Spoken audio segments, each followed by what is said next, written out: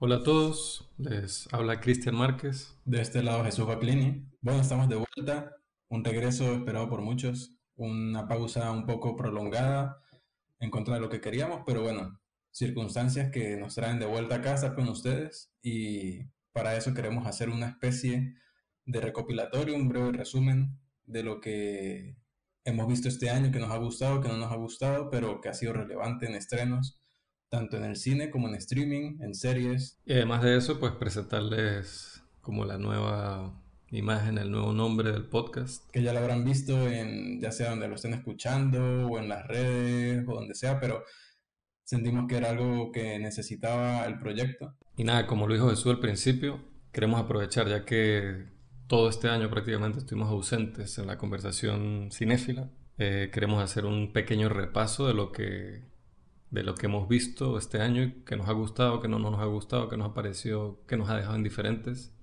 Porque hemos visto unas cuantas cosas. Y unas cuantas cosas a las que nos hubiese gustado mucho hablar, como tener un podcast central para hablar de algunas de estas películas. Entonces yo creo que una de las primeras películas de este año que vimos, aunque bueno, entra en ese fenómeno de películas que en realidad tienen fecha del 2021, pero se estrenó oficialmente así para el público en el 2022, fue la película de Kogonada After Yang, que con Colin Farrell, ciencia ficción, muy minimalista, muy bonita, nos gustó mucho.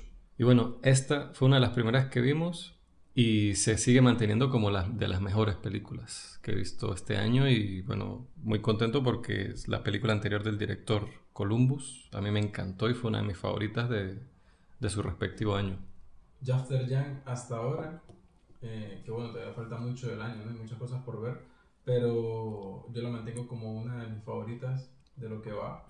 Y a mí me parece muy difícil que la saquen, por ejemplo, de mi top 5 del año o de mi top 3. Yo pienso lo mismo. Porque es que tiene la historia simple y esa simpleza explora tantas cosas que al final se hace bastante entrevesada con todos los temas que habla a nivel existencial, a nivel de la memoria, los recuerdos y sobre todo al final qué somos como seres humanos, qué nos hace humanos en contraste con otras cosas.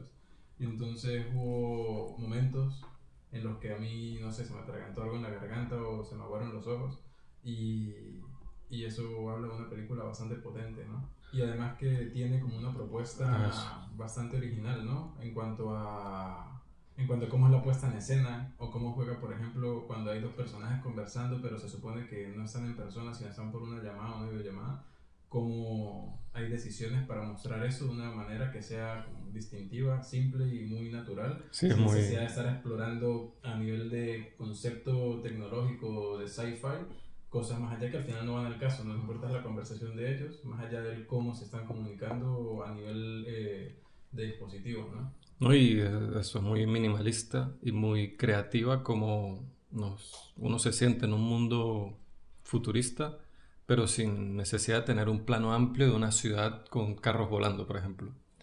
Entonces es muy ingeniosa la manera en que lo mete uno en ese mundo, pero manteniendo cierta simpleza y cierta sensibilidad y sí, como demostrando una vez más que se puede hacer una película high concept, de alto concepto, de ciencia ficción, a esta escala, bueno, independiente, bajo presupuesto y tal. Aunque la película también es muy verde, o sea, yo creo que no hay un solo espacio que muestren en todo el largometraje que no haya una planta o no haya un florero, no haya como una especie de naturaleza en el espacio. Incluso en los coches hay Exacto, como unos jardines, ¿no? Pero eso es como, es muy interesante y muy bonito como esa propuesta futurista de Cogonada, donde el avance lleva a estar más conectado con la naturaleza, muy diferente a a cómo son la mayoría de los planteamientos del futuro. Algo también a destacar de esta peli con respecto a las demás pelis de este año es que usé yo la palabra minimalista y eso no se va a usar mucho con las próximas pelis de las que vamos a hablar, sobre todo las que nos han gustado bastante. ciertamente. Otra peli, gran éxito comercial y sorpresa también para la crítica incluso y todo el mundo, creo que ha sido más o menos universalmente amada y de la que ya hablamos fue de Batman, que bueno, nos gustó mucho, pero si quieren escuchar una conversación más amplia de esa, fue justo el último podcast que grabamos antes de las vacaciones que nos tomamos. Bueno, no fueron vacaciones porque no estábamos en la playa, estábamos con nuestras vidas ocupados. Pero de Batman también me gustó mucho, a mí me sorprendió muchísimo lo buena que fue esa película. En mi opinión, es la mejor película de Batman después de El Caballero Oscuro. O sea, a mí me gusta mucho Batman Begins, por ejemplo, de Nolan también, pero creo que me gustó más esta que Batman Begins. Si quieren escuchar la conversación, vayan al episodio anterior y allí hablamos de esa película y de lo que más nos gustó del año pasado. Otra cosa fue Disney Pixar, ¿no? Que siempre nos sorprende, a pesar de que ya sabemos que son buenos y que lo que van a sacar generalmente es oro, muchas veces lo es, al menos para mí, soy muy fan de Disney Pixar, y siempre logran sorprenderlo a uno. Y a mí me pasó eso con esta película Turning Red, sobre todo por la campaña de marketing que le hicieron, que fue como un poco más modesta, como era directo a streaming y lo ponía como una historia más pequeña. Y yo creí que iba a ser como del escalafón como bajo de Pixar. Y para nada, o sea, creo que en cuanto ha seguido como esa tendencia que ha tenido Pixar con sus últimas películas, donde la escala, como pasó con Luca, ¿no? Donde la escala de la aventura no es algo, No es épico. no es épico, masivo, y muchas personas han tomado eso como una crítica, pero a mí no, me parece muy interesante ese... Son historias más contenidas y eso hace que de No alguna hay, manera sean más naturales, no hay como más, y son más, eso, son más exacto, personales, más íntimas. más íntimas y más de... como más cotidianas, se podría decir, ¿no? Entre, bueno, cotidianas Luca y Turning Red, pero dentro de lo que cabe, ¿no? Pero porque No, es que Turning Red habla de una relación madre-hija que muchas mujeres o bueno, hombres, madre-hijo o padre-hijo hemos vivido. Y también Luca, por ejemplo, habla de una amistad y de cómo amistad, son las amistades vistas también por el entorno, las influencias, esa clase de cosas sí, que me gusta mucho ese enfoque porque tenemos películas como Soul o eh, Inside Out que ya son un poco más existencialistas, ya hablan mucho del cero, de qué somos y ya van como unos pasos más allá, pero no digo que un paso más allá en profundidad, sino en un camino totalmente diferente, pero que igual están conectados. Entonces esta clase de historias me parece que son importantes también, sobre todo porque esas son las películas que los niños van a recordar. Así como nosotros recordamos Lilo y Stitch, Buscando a Nemo, Toy Story, Toy Story, ellos van a recordar esto. Y es Hércules. importante que tengan estos referentes para que sepan lidiar luego con ciertas cosas. Claro, o sea, lo importante, por ejemplo, de Turning Red es eso, es el punto de vista que toma y la situación de vida en la que está el personaje principal del que tenemos ese punto de vista, ¿no? Porque es la relación de una hija, de una niña con su madre, en gran parte, mientras ella está sufriendo muchos cambios, está descubriendo cosas, le gusta, es súper fan de esta banda que me encanta, o sea, yo me volví fan de esa banda, de cómo los representan, de la fanaticada que ellas tienen. También es muy influenciada, creo que es la primera peli de Pixar, con la animación como clásica de Disney Pixar, pero que está muy influenciada por anime, por Asia. O sea, las caritas que ponían a veces cuando estaban entusiasmadas eran totalmente estos ojos exagerados grandes que uno ve cuando en el anime y incluso las canciones, bro. Las canciones de la bandita esa, Claro que esa es inspiración total de las bandas de K-pop. claro, K-pop y las boy bands actuales, que bueno, las de K-pop son las que la están partiendo, ¿no? Y también esta película es la primera de algunas de las que vamos a hablar, que ya es un tema que se ha tratado mucho de esta influencia que ha tenido los asiático-americanos en Estados Unidos y cómo ya eso se está viendo muchísimo en el cine, ¿no? En general se está viendo en todo, pero aquí vamos a resaltar el cine y donde una cosa que resalta mucho particularmente es esta relación madre e hija o madre e hijo, generalmente es madre e hija, de esta como exigencia excesiva y esta como búsqueda de la perfección y no salirse de las vías y después como la hija o el hijo, generalmente es la hija, se revela inevitablemente se revela ante eso y es la cuestión de la hija entender a la madre y de la madre entender a la hija y llegar a eso, ¿no? Y que al final esos arcos vienen, o sea, se generan por el hecho de que los padres se ven reflejados en sus hijos y no quieren que cometan sus mismos errores o que les pase lo mismo que a ellos. Y por eso esa exigencia, muchas veces también sobre protección con ciertas cosas, suelen generar esa clase de problemática No, que ojalá todas la pudieran resolver de la y es la manera como se mente resuelve. también es como como una psicología ahí de la primera generación o hasta segunda a veces de inmigrantes y de todo lo que tiene que pasar para lograrlo. Nosotros podemos entender un poquito de eso. Para llegar de un país y lograrlo y echarle bolas y hacer todo lo que hace falta para estar estable y mantener una familia.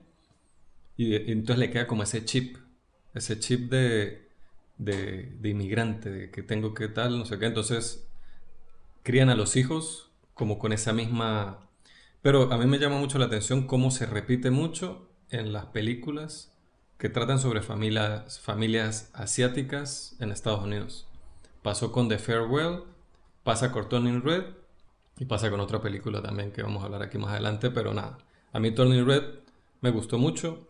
Creo que debió y debería dársele más atención. Primero que está accesible y segundo es de esas películas que si yo de pequeño hubiese querido seguir viéndola o verla repetidas veces cuando la pasaban en televisión o lo que sea, como hice con un montón de películas en mi infancia que la pasaban y la dejaba y me quedaba viéndola, la tenía a fondo o lo que sea y eso Sí. marca un referente. Y nada, Turning Red, recomendadísima. Hasta ahora vamos puras cosas buenas hasta aquí. Otra película que yo vi, que es lo mismo, película del 2021 que se estrenó en el 2022, se llama Boiling Point. Es una película que tiene un tema muy interesante, dirigida por este señor que se llama Philip Barantini, que había hecho un cortometraje con el mismo nombre, y el cortometraje y la película son protagonizados por Stephen Graham, que me parece muy bueno. Él es un actor que uno siempre ve. Yo lo recuerdo, la primera vez que yo lo vi a él fue en Snatch. Él es el compañero del personaje Jason Statham en Snatch. También él hace Babyface en Public Enemies, la peli de Michael Mann. Y bueno, sale mucho por ahí, pero es muy buen actor, tiene mucho carácter, mucha fuerza. Y el tema de esta película es sobre un jefe de cocina. Y es una noche en su trabajo, en la cocina de un restaurante ¿cómo decirlo?, de clase alta. Y yo, por ejemplo, que tengo amigos que han trabajado en cocina, en restaurantes y tal, sé lo caótico y lo difícil y lo estresante que es ese mundo y que es la energía que se mantiene ahí, que puede ser bastante, o sea, no es para todo el mundo, no todo el mundo la aguanta.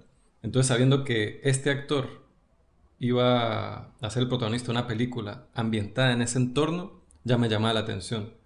Ahora, la película es toda completamente hecha en un plano secuencia. Es un solo plano toda la peli. Y yo eso también me pareció atractivo porque dije, ok, esa energía contenida que se va a mantener en ese caos controlado que es el trabajo de cocina en un restaurante.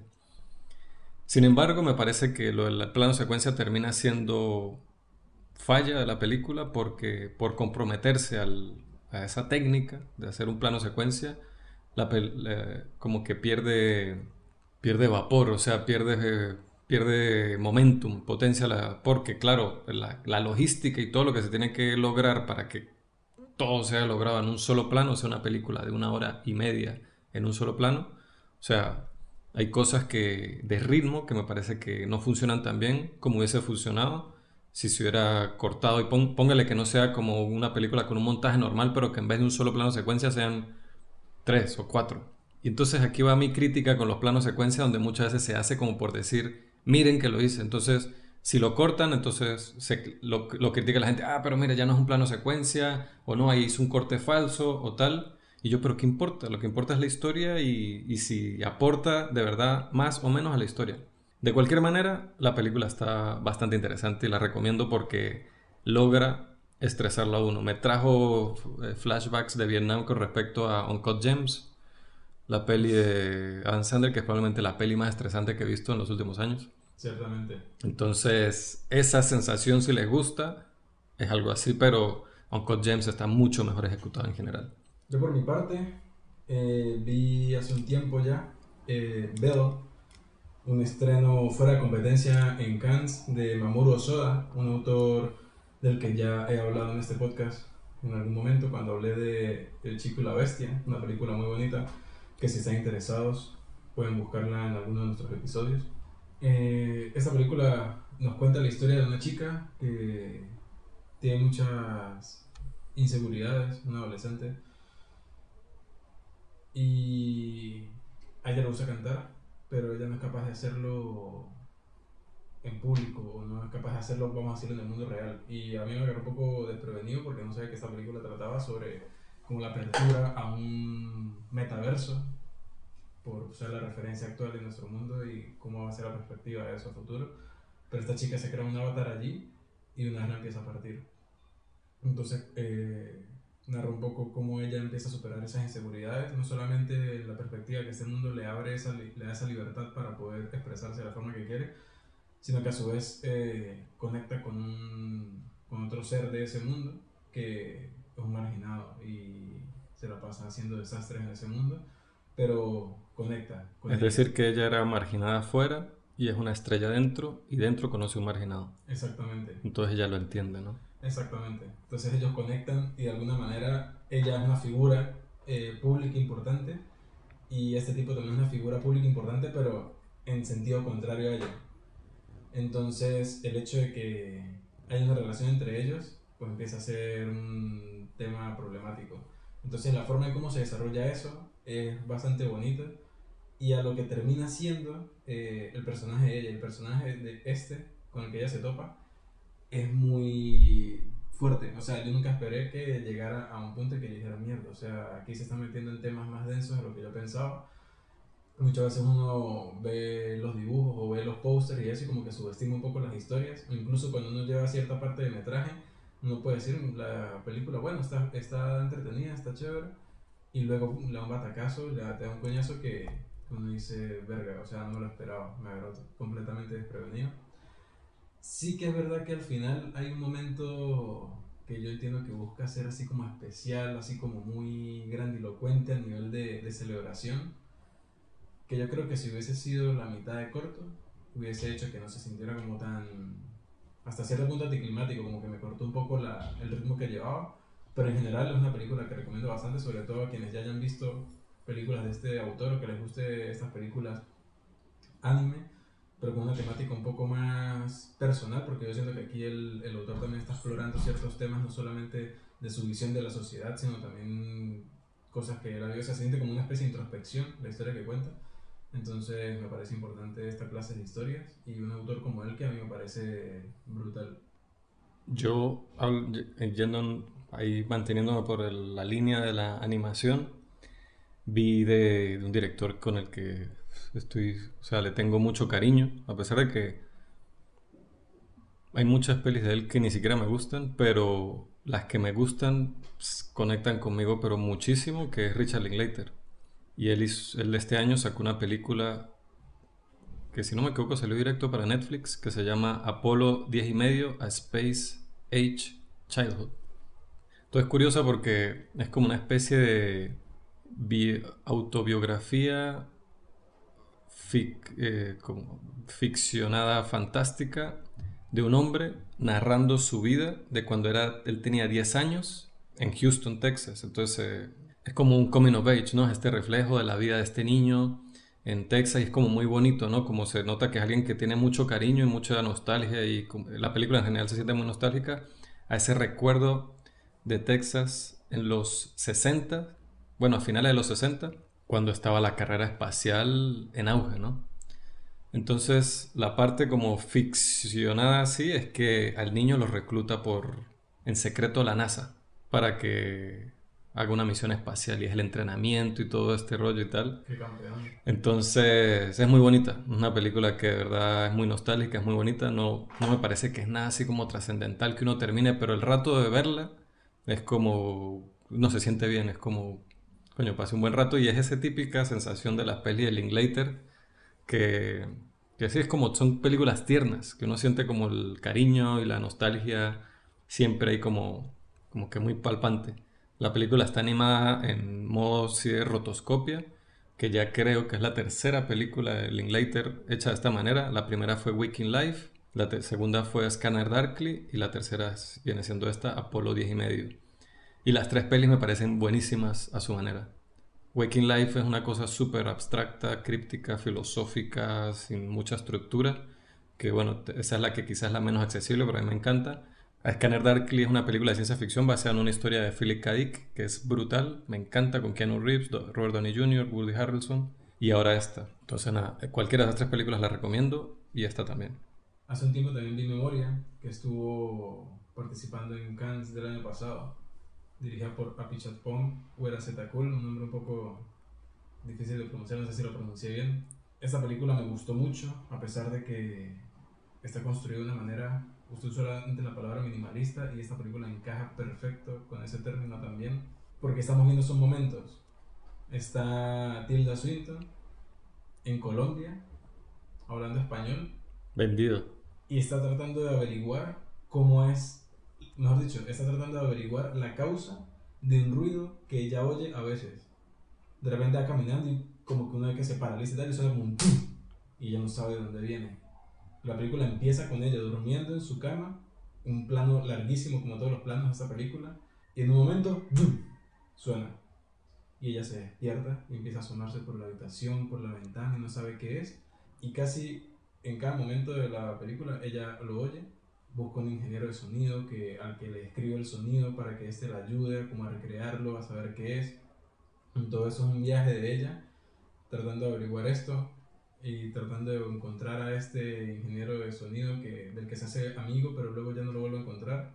Y al final la forma en cómo escala en sensaciones, en lo que muestra en sí la película, es que me parece muy inesperado y muy...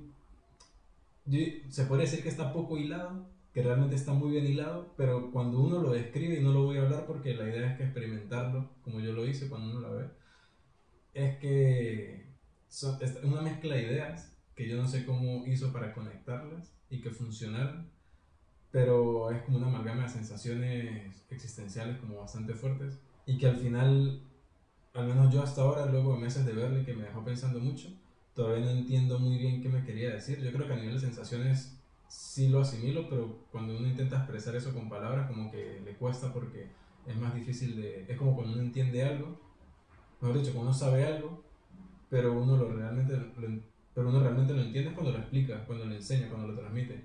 Y si uno no es capaz de transmitirlo, de enseñarlo, de explicarlo, realmente es cuando uno no lo entiende, solo lo conoce. Eso Entonces me sucede un poco recuerda, eso viendo esta película. eso me recuerda a la cosa de, algún día lo leí en alguna parte de que mientras alguien o algo tenga un lenguaje más desarrollado, más amplio, puede pensar en ideas más complejas, porque es capaz de expresar con el lenguaje. Mientras más amplio es el lenguaje, más herramientas tiene usted para expresar cada cosa. Y mientras más desarrollado se tiene ese lenguaje, también es más fácil entender ciertas Claro, cosas.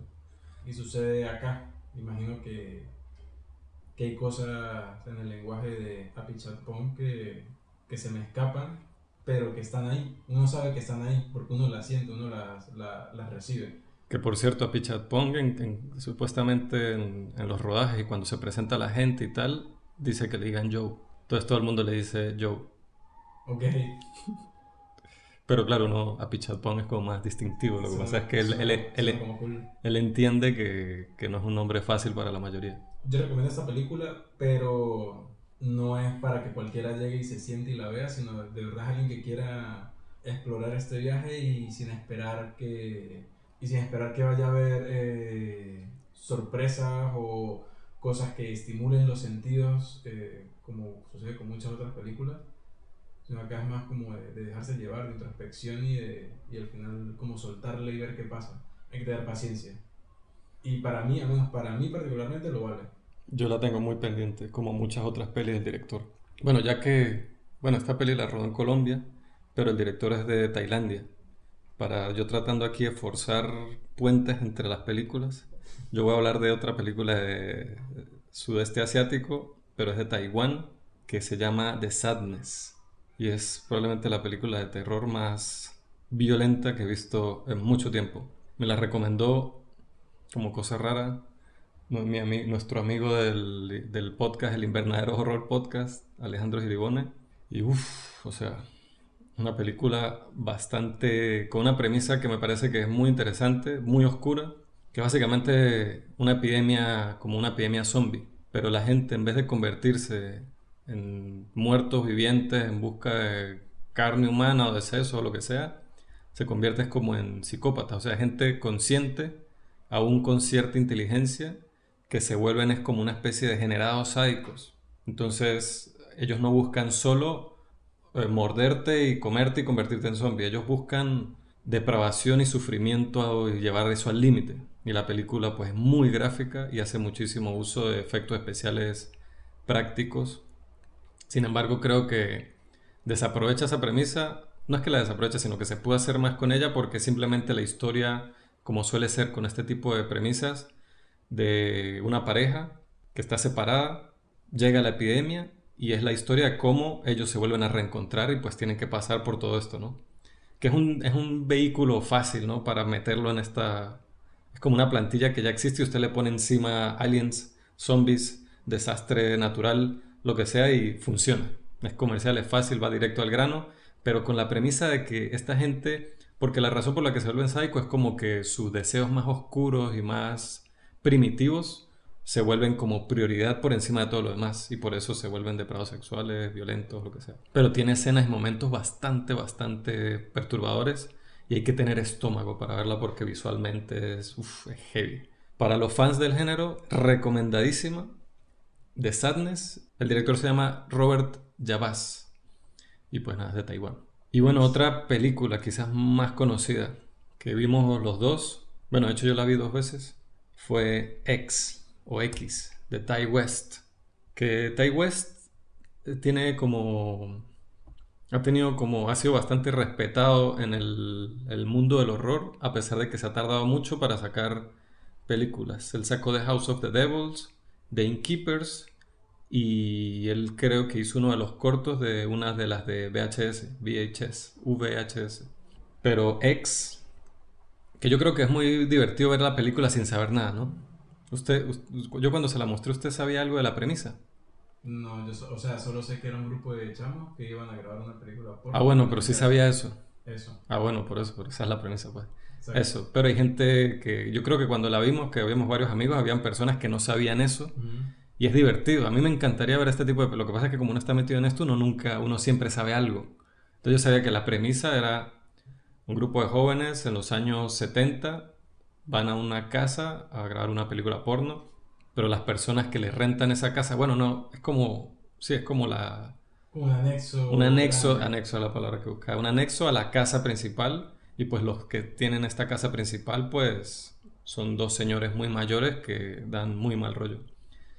Entonces tiene una estructura clásica de slasher, pero la ejecución, o sea, a nivel técnico, hay planos que son clásicos ya para mí. El plano ese aéreo del cenital de la chica nadando en el lago y el cocodrilo detrás de ella, pues ya para mí eso está estampado como uno de los planos del 2022. Algo para mí que resalta mucho esta película a nivel de realización, sobre todo de montaje, son las transiciones. Uf, Las transiciones, yo jamás había visto unas transiciones tan originales, que funcionaran tan bien y que generaran como una especie de... Se siente como una transición, o sea, estoy dejando algo atrás, estoy viendo algo que viene, pero de una forma muy... que no sé cómo describirlo, o sea, deja como una...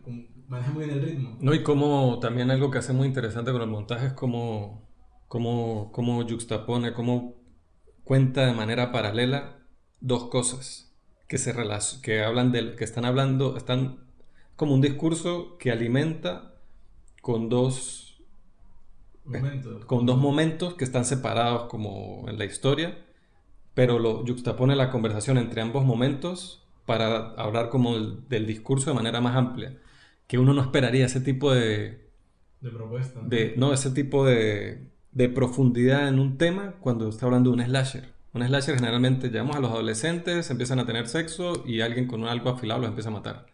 Aquí es eso, pero además habla de este discurso de la sexualidad y del deseo y de cómo se ve ese deseo en la vejez, la juventud y cómo se contraponen estas dos cosas. A mí es una de las cosas que más me sorprendió, además de toda la parte técnica que está, como dijimos, la fotografía, el montaje están brutales, pero la manera en que habla constantemente de estos temas me pareció muy interesante. Yo decir que esa película tiene momentos que son de los momentos más horribles y desagradables que he vivido, que he visto y que he sentido, no sé, en los últimos años. Y todo por el personaje de la vieja, marico. O sea, es que ahorita me acuerdo y como que me da algo, un escalofrío, Pero weón, de lo sabe desagradable y horrible que fue.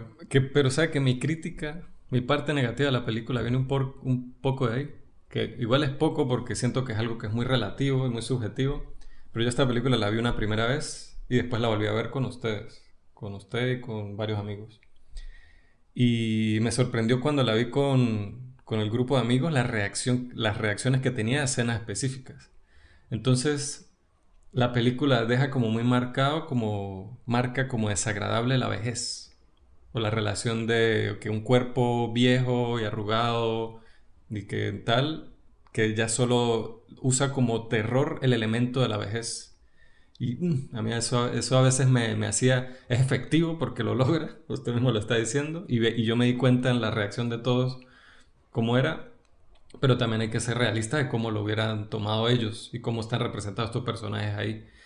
Y algo que a mí la primera vez que lo vi decía, coño, que es que me falla un poco de la película, que como los villanos de la peli son dos viejos que apenas pueden caminar, no es esta cosa donde hay una persecución constante, ¿no? Entonces la película busca maneras creativas, interesantes de crear tensión con personajes que físicamente pueden ser dominados completamente por las víctimas. Pero nada, ese tema de la vejez y tal, del terror. Pues yo, a ver, es que obviamente esta película deja muy marcado eso que usted está comentando, pero el que vea esta película y tome, es como todos los temas, tome la vejez usando esta película como referencia, al final es un tonto, porque hay Claro, películas que también hablan de la vejez de una manera igualmente fuerte, como Amour, o tierna, como The Father, o marico, infinidad de cosas, igual que la niñez, igual que la homosexualidad, igual que el sí, sí, racismo, o sí, sí. sea, entonces al final el hecho de que suceda eso, obviamente una persona, un adulto mayor se va a sentir, no, tal vez no se sienta bien viéndola, pero al final tampoco es el target No, de esa claro, película pero igual. y también por otro lado va perfecto con la película en la que está incluido Claro, esa a mí perspectiva. quizás lo que me choca es que ni siquiera las escenas, sino cuando ellos dos, cuando el señor y la señora están intimando físicamente, se supone, no sé cómo verlo o no sé cómo lo quiere presentar el director de la película, es algo desagradable, solo el hecho de que ellos estén teniendo relaciones. A mí lo que me parece desagradable, porque marico, pueden ser dos ancianos Ajá. y puede ser bonito. No, no, yo no digo que sea bonito, no Lo tiene que que lo ser hace, bonito. lo que lo hace desagradable no es que sean viejos, weón, es todo lo que tienen alrededor. Ya, Imagínense que sean dos bichos, marico, un tipo y una tipa. Imagínense que esa misma escena sucede, con dos personas jóvenes guapísimas, es muy pero diferente. que sean unos putos vagabundos, cerdos, cochinos que no se bañan, ¿Y, que se vean horribles. y acaso ellos eran eso? Ese tipo de vida lo reflejan en la casa, marico, en cómo se visten, siempre están sudorosos. Marico, o sea, hay cosas más allá de que sean viejos que reflejan que no son agradables. Sí.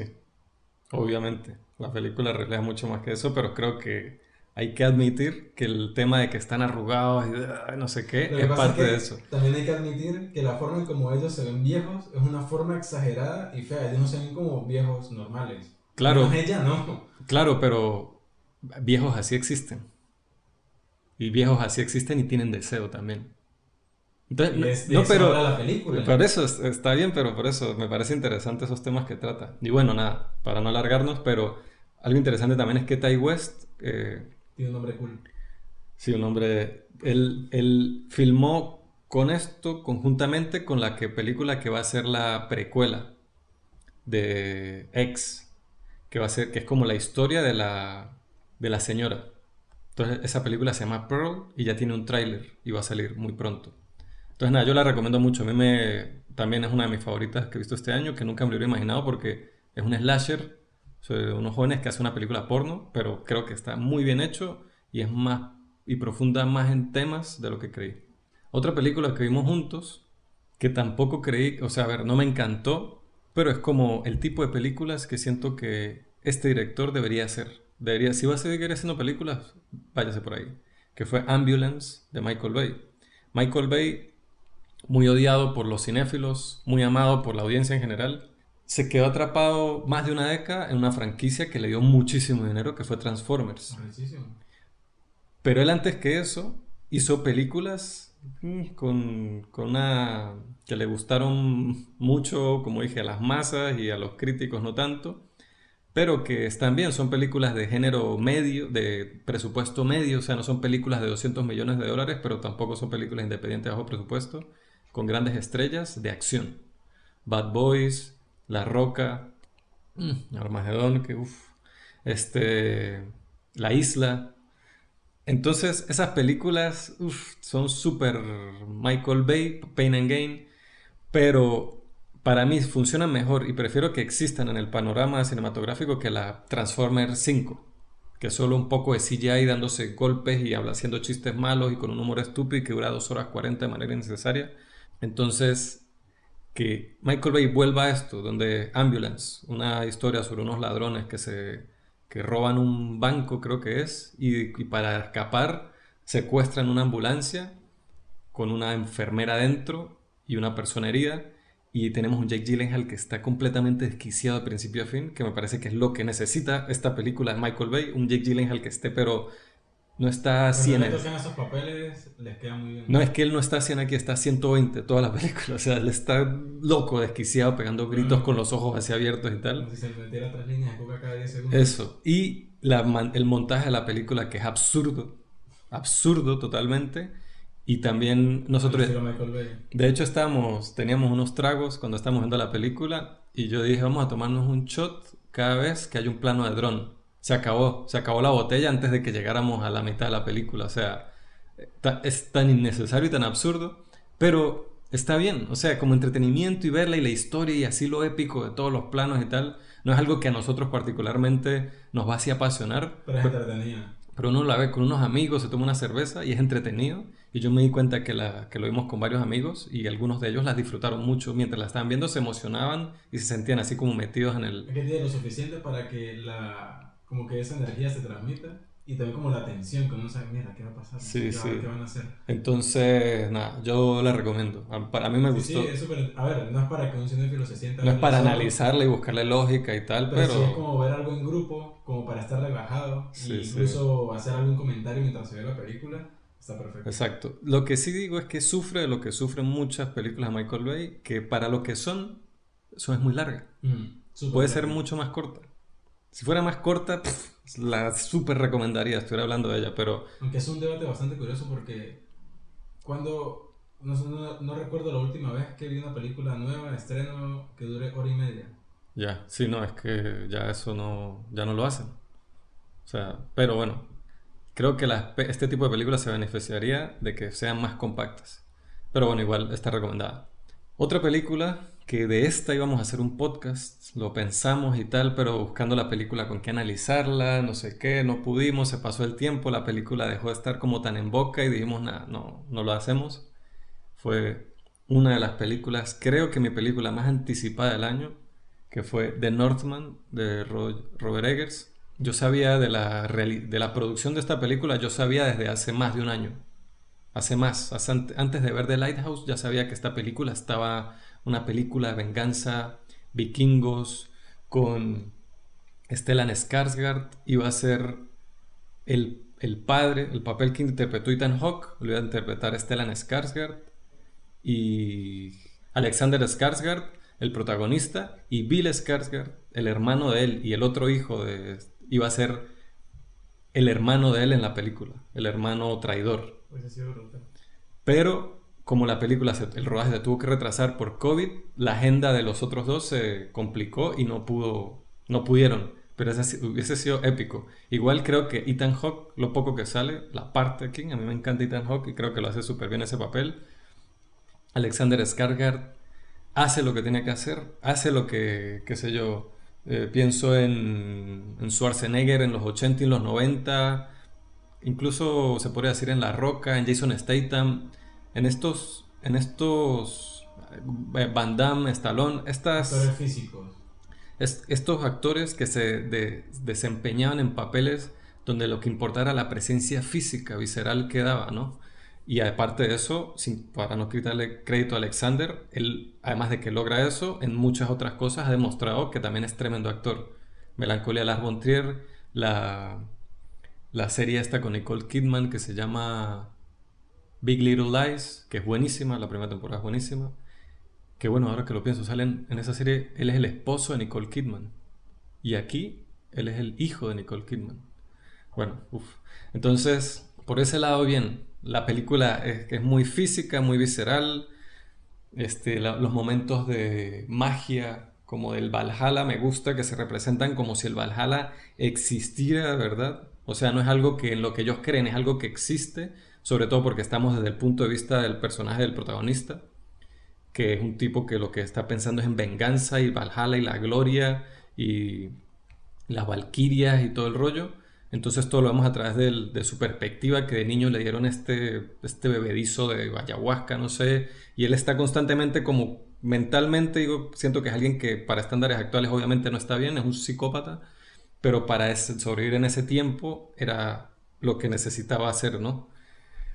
Ahora, en todo lo demás, para mí la película fue un fallo total, que muchos de mis amigos se sorprendieron, porque yo soy el fan número uno de Roger Eggers, pero a mí la peli me parece que se sintió artificiosa, me parece que no se comprometía ni con su violencia ni con su sensualidad, que es lo que siempre he dicho, porque una película que quiere ser muy física y violenta y visceral y vikingos y bruta, pero cuando es momento de violencia, es como que uno podría decir, no, pero es que la quiere sugerir. Y yo, pero es que no funciona para el resto de la propuesta que está haciendo esta película. O sea, que la sugiera. Si es así de visceral y de violenta, la tenemos que ver para seguir. Entonces, por lo menos hay una parte donde como que hacen como un adorno de cuerpos humanos, como empalados en una pared, que a mí me recordó una escena en 300 cuando muestran un árbol con un poco de cuerpos colgados. Y vemos como una esquinita de eso cuando la cámara está haciendo un paneo y corta. También cuando, qué sé yo, están peleando con hachas y espadas y no sé qué, y justo cuando van a dar el golpe, corta o muestra, o sea, entonces yo pienso, ¿será que esto fue lo que cortó el estudio? Porque sé que es la primera película de Robert Eggers donde él no tuvo el corte final, sino el estudio tuvo que cortar la película. Y también las partes de los planos secuencia que me hablan de que les encanta el plano secuencia ese inicial cuando invaden la aldea esta y tal. Y a mí me pareció que se veía como un plano secuencia. No me sacaba de la película porque se veía como que se movía con lentitud para que el extra que está allá que le va a dar el hachazo a este le dé el chance de llegar y responder cuando este. Y es lo mismo que dije con Boiling Point. ¿Por qué la necesidad de hacer eso como un plano secuencia? ¿Por qué no hay cortes para que la acción tenga dinamismo y tal? Es como que hacía falta que venga Ridley Scott aquí y les dé unas notas de cómo se filma una escena de estas, al menos de mi punto de vista. Que ya Y, hablamos de el último duelo y el último duelo del último duelo. ajá, entonces el último duelo del último duelo, o sea, la última media hora de la película, el último duelo es una clase de este tipo de combate, de cómo se filma y cómo se siente usted que es el que le meten el cuchillazo en las tripas. Entonces a mí la peli al final se me hizo el discurso cuando no estaba esperando que sucediera algo de acción que me terminaba decepcionando, me quedaba con la historia de este vikingo tratando de buscar venganza que no me interesaba, me terminaba aburriendo. Lo que hablo de que no se compromete con la sensualidad es que se supone que es así bruta, vikingos, no sé qué tal. Y también, y no es por yo querer ver desnudos a las actrices o a los personajes o lo que sea, pero se siente muy artificial cuando está así la actriz de lado y se siente como esa pose forzada y con el cabello convenientemente sobre el pecho para que no se vea. Cuando es una película que quiere ser tan visceral y tan, no sé, o sea, me parece que había como un desequilibrio de cosas que se querían hacer con las que se terminaron haciendo, con algo que en general siento que pudo haber sido magnífico, que para muchas personas lo es, pero a mí de verdad que fue una gran decepción. Yo estoy de acuerdo hasta cierto punto porque es que si uno la mira con una perspectiva de realización, hay muchas cosas que están muy bien, hay cosas que están muy bien logradas, hay momentos que me recordaron bastante de Green Knight, así como de la aventura, por ejemplo, cuando él va a buscar la espada y tal. Me Eso fue lo pareció que que más me gustó. porque mantenía como ese misticismo, como ese misterio, esa intriga de no saber qué va a pasar, el protagonista tampoco sabe qué va a pasar, esto es un mundo muy desconocido para nosotros y saber que hay peligros en todos lados, esa cosa hace que uno se sienta como un poco enervado, como atento y genera buenas sensaciones, pero más allá de eso, siento que le faltó salsa, o sea, como salí, cuando terminé de verla, dije, ok, este director me gusta mucho, la película en general es una película que está muy bien, pero ¿qué es lo que hace que no me guste? Salí de la sala como no así decepcionado, pero sí fue decepcionado. Porque es que siento que al final yo creo que ni siquiera jugaron las expectativas. Porque obviamente hay expectativas, pero al menos a mí particularmente no me suele afectar eso. Entonces era como decir que esperaba más es decir que me fallaron las expectativas, porque es que al final es todo lo que usted dice. Yo esperaba salir como con un coñazo en la cara Eso. después de haberla Yo visto. quería Como que salir con el yo quería corazón salir. acelerado, así No, con la adrenalina a mil, con... y eso y también como, no sé, sintiéndome mal por muchas cosas. O sea, quería salir como habiendo hecho catarsis de un montón de vainas, así como de energía, de sufrimiento, como de dolor, porque estos personajes se supone que sufrieron, sufren y sufrirán un montón de cosas. Y la película habla de eso, del sufrimiento, tanto interno como externo. Y al final yo salgo como indiferente, siento que Y a no mí vi lo que la necesitaba. historia al final se me hizo burda, o sea, me parece de qué me querían hablar si me voy a eso, ¿no? Porque todo lo que dice antes tiene que ver con la historia así visceral, cinematográfica de una peli de vikingos pura y dura sin pensar en nada profundo, ¿no?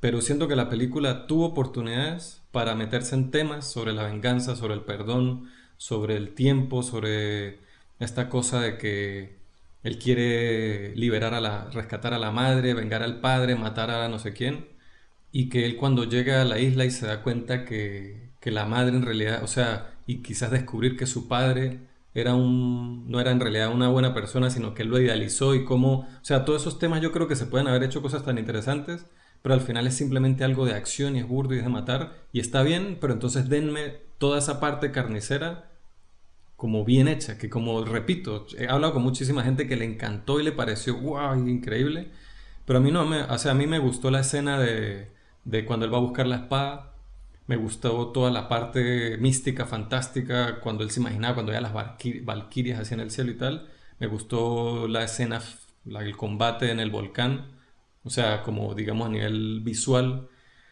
pero en general yo no conecté con la película, no me hizo sentir esa adrenalina, esa cosa así, Valkyrie, Valhalla, que no sé qué, tal.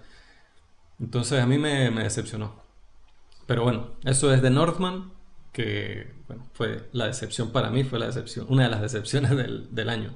Otra cosa que vi, que más bien fue una de las grandes sorpresas, fue una peli muy modesta, que no sé, creo que estuvo en Sundance, pero nada, es una película independiente que es dirigida y protagonizada por un comediante que yo he escuchado que me gusta, aunque es muy oscuro y es como muy deprimente los temas que trata siempre, que se llama Gerard Carmichael, y la película es coprotagonizada por Christopher Abbott, que Christopher Abbott nosotros quizás lo recordemos más porque es uno de los personajes principales de la película Possessor, que nos encantó. Esta película, a la cuenta de tres o On the Count of Three, trata sobre dos amigos que hacen un pacto de que al final del día en el que transcurre la película, que toda la película transcurre en un día, se van a suicidar. Entonces los dos están súper deprimidos y tienen una vida bastante complicada con la que sienten que ya no pueden lidiar. Entonces decían, bueno, porque toman la decisión en la mañana, vamos a suicidarnos a la cuenta de tres, cada uno con una pistola apuntando al otro, uno, dos, y al final dicen, hagámoslo en la noche y vivamos este día como si fuese el último, pero sabiendo que es el último. Entonces es como ver las cosas que ellos hacen y cómo reaccionan a la vida sabiendo que es lo último de sus vidas, ¿no? Pero Esa premisa está brutal. está muy bien, pero y no es algo nuevo necesariamente, ¿no? El último día y vamos a vivirlo y tal. Pero lo que diferencia esta película de otras historias con temas similares es lo cruda que es en cuanto a de lo que habla, la tristeza, no idealiza nada. Aquí todo se siente, a pesar de que es como una comedia negra, que después de todo Jerry Carmichael es un comediante de stand-up, pero profundiza muchísimo en temas de depresión, de la vida, del pasado, incluso el discurso con respecto a las armas, al uso de armas. Me pareció interesantísimo, porque lo ve de una manera amplia y como honesta, un poco controversial en general los temas que trata la película y cómo los trata, pero me parece que es bastante cruda. No voy a hacer spoilers, pero llega a una conclusión que es...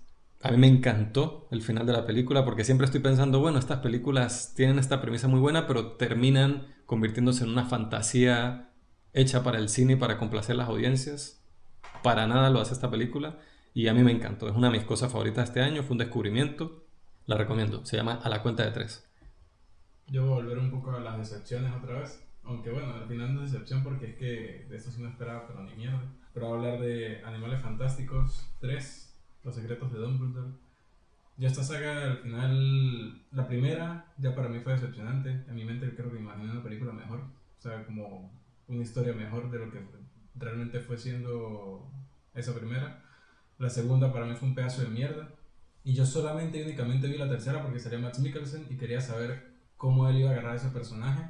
Y yo digo, ¿por qué no lo usaron él desde el principio? O sea, ¿por qué tuvo que haber toda esta revuelta con Johnny Depp como para que se quitaran el contrato y buscar a alguien más a última hora? Que también fue muy complicado toda esa gestión. Pero es que Mads Mikkelsen no necesita que le pinten el cabello, ni que le coloquen unos a otro color, ni que le hagan un corte de cabello alocado. Es él, simplemente él, y ya se apodera de ese papel, marico, la parte. Y es lo mejor de esa película, realmente es lo único bueno de esa película porque la historia es horrible, los personajes son horribles, todo lo que hacen con esto ya lo están destruyendo. Yo estaba pensando, yo no quiero terminar siendo un fan de Harry Potter, que termine siendo como un fan de Star Wars. Lo que hacen es exprimir y exprimir y exprimir esa mierda para sacarle más plata y más plata y más plata, pero cada vez hacen productos peores. Y al final es que no tengo mucho más que decir, o sea, quería decir que la vi porque realmente para muchas personas era algo esperado, para mí era como, bueno, ya estoy un poco harto de esto, pero quiero ver qué hacen y al final pues terminó siendo algo que realmente esperaba. Ojalá terminen esto ya, deberían soltarles si van a sacar otros proyectos a otras personas que no sea David Yates, que yo no digo que no sea mal director, pero hay que darle como frescura a esta clase de sagas. Siento que el reparto, o sea, los actores y todo lo hacen muy bien, solamente que siento que las historias que les están dando y los arcos que les están dando no tienen salsa, no tienen mucho donde agarrarse. Y es un mundo, marico, muy grande, muy diverso. Hay muchas cosas a las que pueden contar historias. Ya desde los libros hay cosas que no muestran las películas que pueden agarrar para contar vainas super finas. Esto es un intento de eso, que siento que no salió nada bien, pero al final hace plata. Hay muchas cosas, pero están muy poco aprovechadas. Entonces, y aparte que al final hay un canon, o sea, hay un mundo entero, una historia que ya marca pautas de cómo funcionan ciertas cosas y yo entiendo que hagan apertura a cosas nuevas que no se hablan en la saga principal, pero que tengan coherencia, pero aquí como, no sé, agarran ciertas cosas, se las meten entre las nalgas y hacen con eso lo que quieren. Y al final pues es un poco decepcionante porque ni siquiera están teniendo coherencia con el propio universo que, marico, no tienen que pensarla mucho, ya hay algo creado, o sea, básense en eso, es como las leyes de la física. Existen esas leyes y uno hace las cosas de acuerdo a eso. Y si usted la va a romper, lo hace con lógica. Entonces aquí pues no les importa y eso también es súper chingo. Pero bueno, nada, Animales Fantásticos, Los Secretos de Dumbledore. Nunca supe cuáles eran los secretos de Dumbledore. No entiendo el título, pero ya vale 3 kilos de verga. Lo siento por mi lenguaje, pero es que estoy ya harto. Otra peli que vimos, que la vimos juntos, fue Doctor Strange and the Multiverse of Madness, de Marvel, ¿no? Otra de la, no sé, la fase, no sé, 5 4 no sé, de Marvel. Y esta película, pues yo nunca me hubiera interesado por verla si no fuese porque era dirigida por Y nos ponemos de pie. Sam Raimi, que bueno, leyenda Sam Raimi, me encanta. Sin embargo, a ver, yo siempre he sido muy defensor de Spider-Man 1 y 2, las de Tobey Maguire, pero aquí pues sí se nota Se nota la mano la de él. mano de él, Pero se nota pero que es la mano amarrada. se nota que es la mano amarrada, es como la versión... Es como Thor Ragnarok con Taika Waititi, que se nota que estaba él ahí atrás, No, no, no, no, no. pero también estaba amarrado. No, yo no siento con Thor Ragnarok que fue así. Yo siento que en Thor Ragnarok también es porque el estilo de Taika Waititi es más bueno, no, se puede decir que Sam Raimi también, pero yo creo que es mucho más creativa y más original la propuesta de Thor Ragnarok que es la de Doctor Strange. Doctor Strange, Multiverse of Madness, es como una plantilla más o menos típica de lo que quiere hacer Marvel ahora, mezclando el tema de los multiversos y tal, porque es lo que está de moda y bueno, pero tiene cosas a nivel como estético de la trama un poco que encajan con lo que hace Sam Raimi, pero en sí es como una versión muy sanatizada, ¿cómo se diría? Como Muy limpiada, no muy sé. pulida, muy limpia. Yo no la quiero pulida, yo la quiero con lo Sucia. sucia, con textura, así como que, ah, fuck, como, o sea, yo quiero que sea un poco desagradable y visceral y despiadada. Igual está bien, o sea, la película no es mala, pero Lo que pasa es tampoco, que para estándares de Marvel, pues. para estándares del Marvel actual, pues supongo que está aceptable, pero lamentablemente en eso es en lo que quedó Marvel. Es aceptable. Nunca, o sea, tengo mucho sin ver una peli de Marvel que yo diga, wow, o sea, como que qué buena, qué entretenida, qué cool. Yo creo que al final esa fórmula le está jugando una contra a Marvel, a Disney y Marvel, en cuanto al público en general. Porque creo que de alguna manera Marvel llevó a mucha gente a las salas de cine y ya esa misma gente está sintiendo un rechazo Claro, por el mismo que Marvel eso, Disney, por esa saturación tanto de películas como de series que la fase 4000, o sea, al no, que eso final... pasa siempre, todo, con todos los géneros cinematográficos que se han puesto de moda y que han marcado la tendencia comercial por una o varias décadas, pasa exactamente lo mismo. Eventualmente iba a pasar con Marvel y está pasando. Entonces, de hecho, la película que más dinero recaudó y más exitosa del año hasta ahora es una película que se aleja mucho de lo que es Marvel. Y es como un poco, y bueno, varias de las películas más exitosas proporcionalmente se han alejado mucho de lo que representa Marvel y es eso, es como buscando en qué dirección se va a mover ahora el cine comercial, ya que Marvel está un poco en declive. En declive no quiere decir que a esta película le fue mal, esta película reventó en taquilla, obviamente le fue bien, hizo ganancia, pero se está viendo como que ya no son las películas de Marvel las películas número uno del año, de la taquilla. Igual no está mal, pero a mí me molesta tener que decirlo así, no está mal. Olvidable completamente para mí esta película, pero bueno, otra película que vimos juntos, que trata esta misma temática, que es una película original, una idea original, dos directores que han hecho cosas muy raras antes, con un elenco que no es súper recontrafamoso, conocido, y que bueno, que hace una de las grandes películas del año, ha sido uno de los eventos del año y probablemente una de las películas que marquen esta década, sea Everything Everywhere All at Once, de los Daniels, directores que yo los conocía originalmente cuando hacían videos musicales. Me acuerdo del video de Lil Jon, No Time for What, algo así, No Time for What, no sé, me acuerdo de esa canción y el video era una locura, una cosa así súper loca, que cuando ese video salió se volvió así medio viral, en aquel entonces, lo viral de aquel entonces, y después sacaron la película Swiss Army Man, Me encanta. la famosa película donde Daniel Radcliffe interpreta un cadáver que se hace Brutal. amigo de Paul Dano. De la película con la que yo tengo sentimientos mixtos, me gusta, pero no la amo tanto como Jesús o como otras personas. Y ahora Everything Everywhere All at Once, que a ver, también es sobre multiversos, similar a lo que hace Doctor Strange, pero es muchísimo más original, es mucho más entretenida, tiene mucho más corazón, Yo es estuve a mucho. punto de llorar en La, varios la momentos. acción de la película es mucho más emocionante y otra vez Y original. original.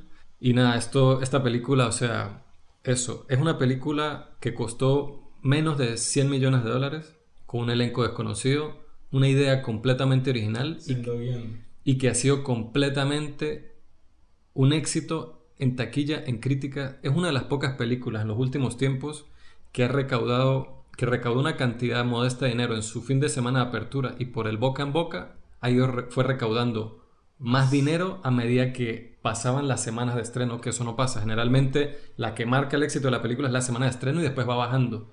Esta película fue al revés por 10 semanas en Estados Unidos. Eso es lo que le pasó lo que una película que empieza, una película que le da mal en taquilla cuando se estrena y que con el tiempo, con los años y tal, se va haciendo de culto y después es muy famosa. Esta le pasó, pero en un Uno periodo reducido. muy pequeño que fue así. Nosotros empezamos a escuchar de esa película muchísimo, habíamos visto el tráiler, sabemos que era de 24, ya se convirtió con diferencia en la película más exitosa de 24 y de hecho los Daniels creo que firmaron un contrato por varios años con Universal, gracias al éxito que tuvo la película.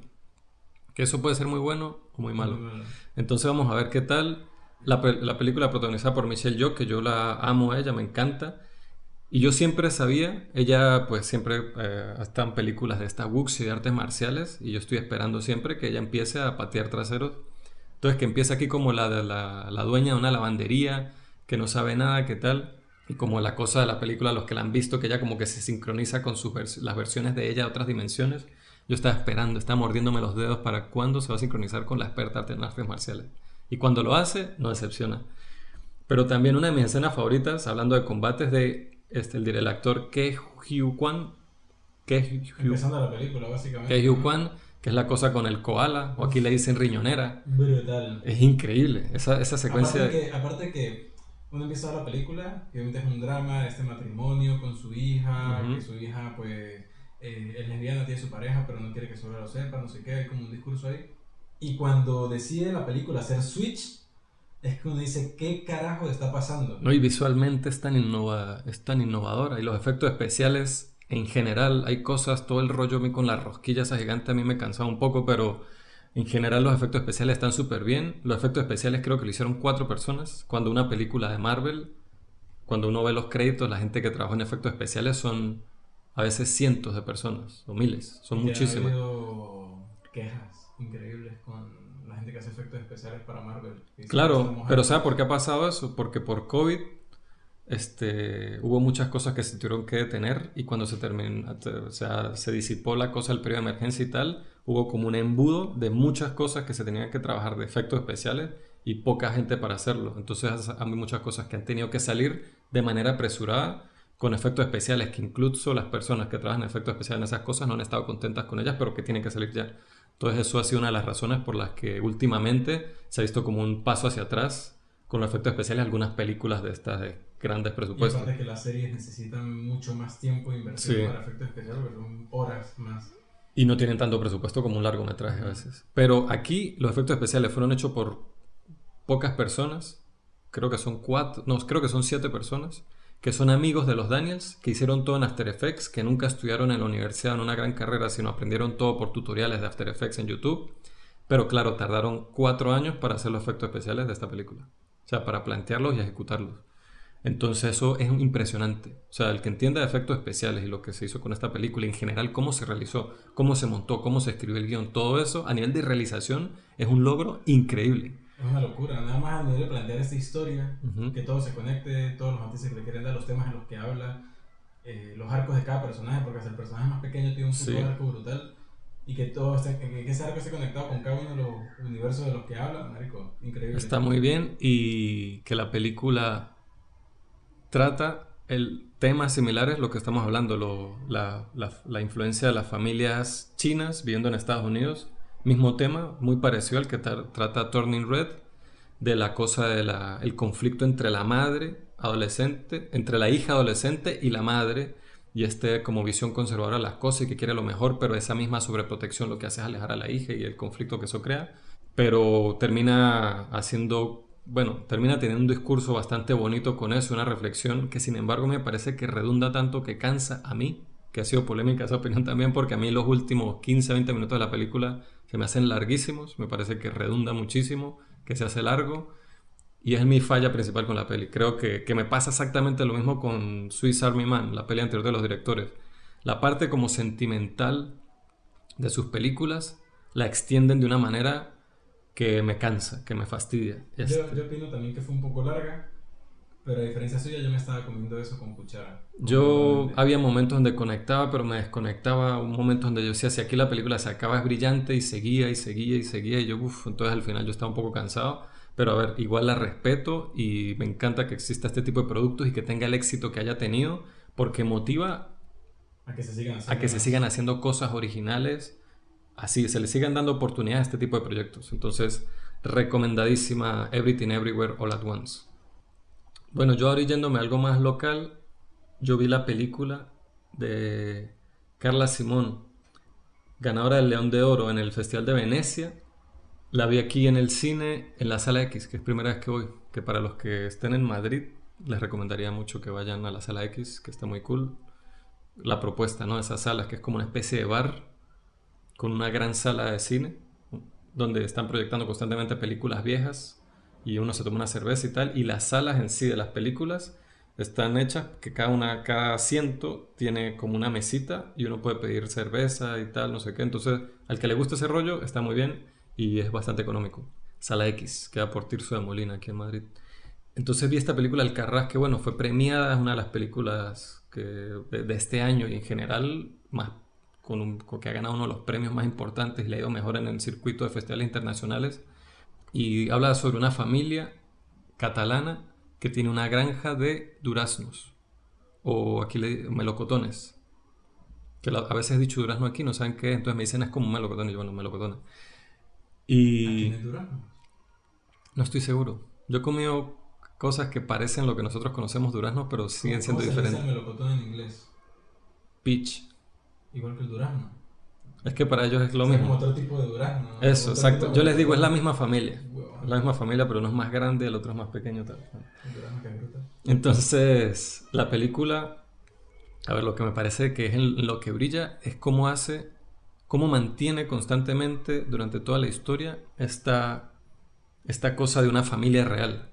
O sea, cualquier tipo de artilugio o embellecimiento artificial de la fotografía o de las actuaciones o un dramatismo excesivo de X situación, se extrae completamente para darnos algo que se siente súper como una familia de verdad. O sea, las actuaciones son increíbles y la manera en que la película mantiene esa sensación de estar viviendo con esta familia, de verdad, que está pasando por un momento bastante complicado, donde tienen que vender la granja pero no quieren. El padre está muy estresado por su vida y por eso mismo ha empezado a tratar mal a la gente de su familia. Quizás no conscientemente, pero sí por algo de que simplemente la vida le está cayendo encima y cómo la familia pues lidia con todos estos problemas, pues como retrato de una situación como real, social, de vida de un grupo de gente, está muy bien. Yo diría que no fue una película que me apasionó, que me encantó, que quedé así súper enganchado. Es una de esas películas que no trata de tener un gran giro, un gran arco al final, sino es como vamos a pasar 2 horas con esta familia. Y está bien, está muy bien. Obviamente la recomiendo, siendo una de las películas más importantes del cine español de los últimos tiempos, de Carla Simón. Sé que su película anterior también le fue muy bien, pero no la he visto, la tengo pendiente.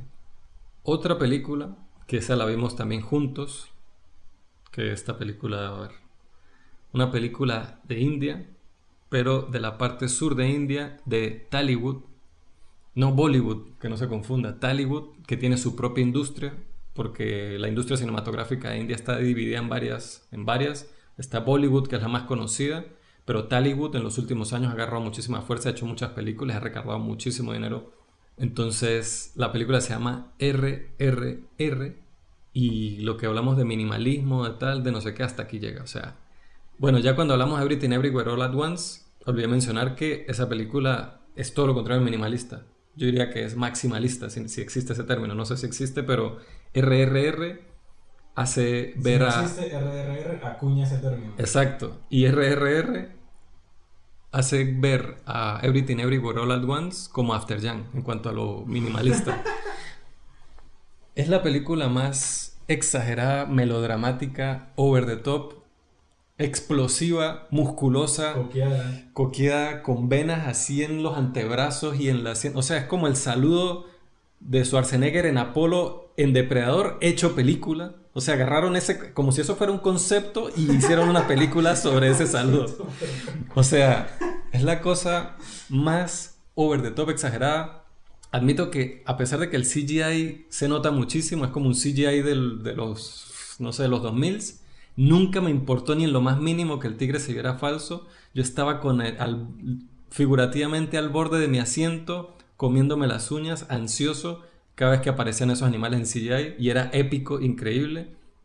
Con la presentación de estos Los, personajes. Yo protago- nunca he visto una presentación de los personajes más protagonistas, increíble. o sea, la película tiene como que se llama RRR, ¿no? Entonces va entrando el título, creo que los títulos iniciales terminan a los 40 minutos de película. La película dura 3 horas, que al principio nosotros dijimos como que, uff, esto va a ser como una tarea ver esta película. Para nada. Otra hora la hubiésemos, o sea, estuviéramos ahí. La película es protagonizada, que quiero mencionar a estos dos señores, por Ram Charan Teja y por N.T. Ramarrao Jr. Estos dos tipos son de las figuras más carismáticas, talentosas, magnéticas, o sea, todo que yo he visto en mi vida en el cine. Y el director se llama S.S. Ragamouli. Si se dan cuenta, el nombre de los dos actores principales y del director empieza por R. De ahí viene el título de la película. ¿Qué clase de película tiene los cojones de decirle vamos a poner el título haciendo referencia a las estrellas de la película? Porque ellos saben, o sea, porque es que el nivel de fama y de éxito y de adoración que tienen estas tres figuras en India es como ninguna estrella la tiene aquí en esta lado del mundo, en la Tierra. Entonces es como que una película como, no sé, era una película como que Django, no, como que Once Upon in Hollywood se llame eh, BL C, BLM, haciendo referencia a Brad Pitt, a Leonardo DiCaprio y a Margot Robbie. Es como que tengan los cojones de hacer una película que se llame así por las estrellas, ¿no? O Tarantino, qué sé yo. Entonces esta película, el título hace alusión a eso.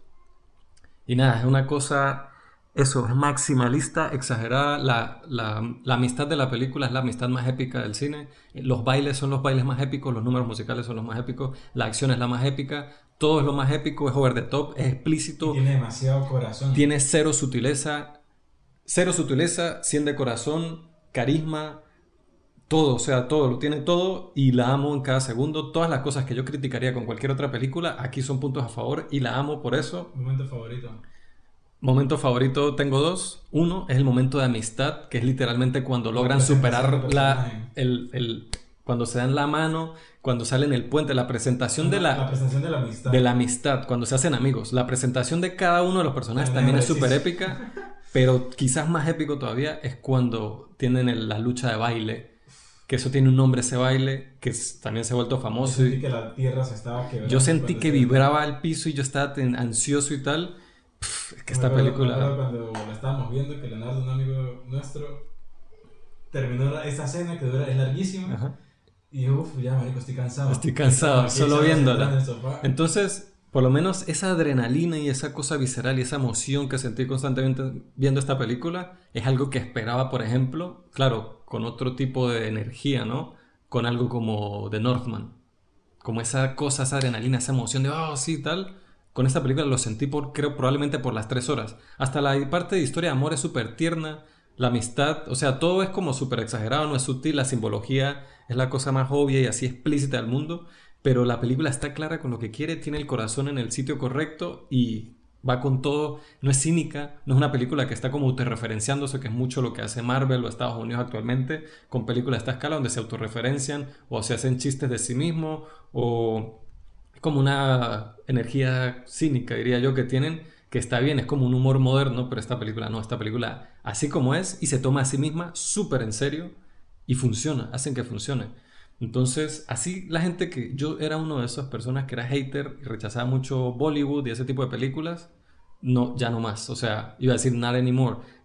Esta película me hizo buscar, ok, cuáles son estas películas de Tollywood y de Bollywood que tienen 9 punto no sé qué ni MDB, 8 punto tal, y quiero ver algunas de ellas. Lo que pasa es que ninguna dura menos de 3 horas, pero si son la mitad de buenas y entretenidas como esta, amén, o sea, lo quiero, lo compro. Esta, creo que por ahora puedo ser muy minimalista, muy After Young, muy no sé qué, Batman y tal.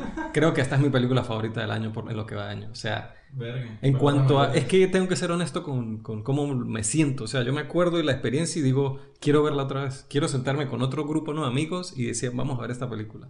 Y sentarme a verla otra vez. Y tenía muchísimo que no me sentía así. O sea, cuando la estaba viendo me sentí como un niño. Yo tenía muchísimo tiempo que no me sentía como me sentí cuando estaba viendo esta película. O sea, esa emoción constante y esa intriga y, oh, por cada cosa, por cada pequeño detalle, por la amistad, por las peleas, por la parte romántica, por la traición, por la música, todo. Y que si uno dice, si así empieza, No, ¿cómo va a terminar? no, O sea, y se pone, y siempre se supera a sí misma. La escena final de En el Pantano, cuando se convierten básicamente en dioses indios, huevo. o sea, por favor, es increíble. La recomiendo a ojos cerrados a quien, cualquier ser humano, cinéfilo o no cinéfilo, a la mamá, a la abuela, a la tía Lola, o sea, quien sea. Esta película me pareció brutal. Otra película que vi, todo lo opuesto, hablando de grandes decepciones, de un director que a veces lo amamos, a veces lo odiamos, que es David Cronenberg. Y esta película es extraña porque he conocido, uno siempre suele decir eso, o la amas o la odias, pero con esta película ha sido tal cual eso. Crímenes del Futuro, que estuvo en Cannes de este año. He escuchado gente que la ha amado. He escuchado podcasts donde la han mencionado como lo mejor del año o como una de las mejores del año. Y para mí es lo peor del año. O sea, de lo que yo he visto es la peor peli que he visto de este año. Y la razón por la que me parece lo peor del año es porque me aburrió muchísimo. O sea, me pareció poco interesante. O sea, siento que habían temas que me interesaban, pero la manera en que se iba desenvolviendo la película y los personajes de la película nunca se me hicieron interesantes. Se me hizo constantemente aburrida. Me parece que es una película que he escuchado el término, o que lo dicen a veces en algunos podcasts, COVID movies, de películas que se hicieron durante el periodo del COVID, donde se nota por la falta de, de- de filmar en espacios abiertos o muy grandes, y la falta de personajes o de extras, sino que se siente que eso también puede estar a favor, ¿no? A veces lo minimalista, lo no sé qué, los pocos personajes, pero aquí siento como un vacío constante, como visual y tal, y no sé, se siente, a mí la película se me hizo eso. Mi crítica principal es esa, es aburrida.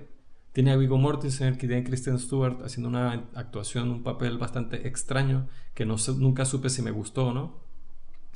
Viggo Mortensen pues siempre está bien, Lea Seydoux siempre está bien, pero no sé, la película se me hizo aburrida, me cansó. Estaba constantemente viendo el reloj, cuánto le faltaba, terminó y fue como que, uff, al fin, o sea, y me siento muy triste porque hay otras pelis de Cronenberg. Hablamos aquí cuando llegamos a hablar de Titán, de Crash, que me pareció interesantísima, pero me encantó esa peli, pero esta peli no hizo nada por mí. No, yo no la recomendaría.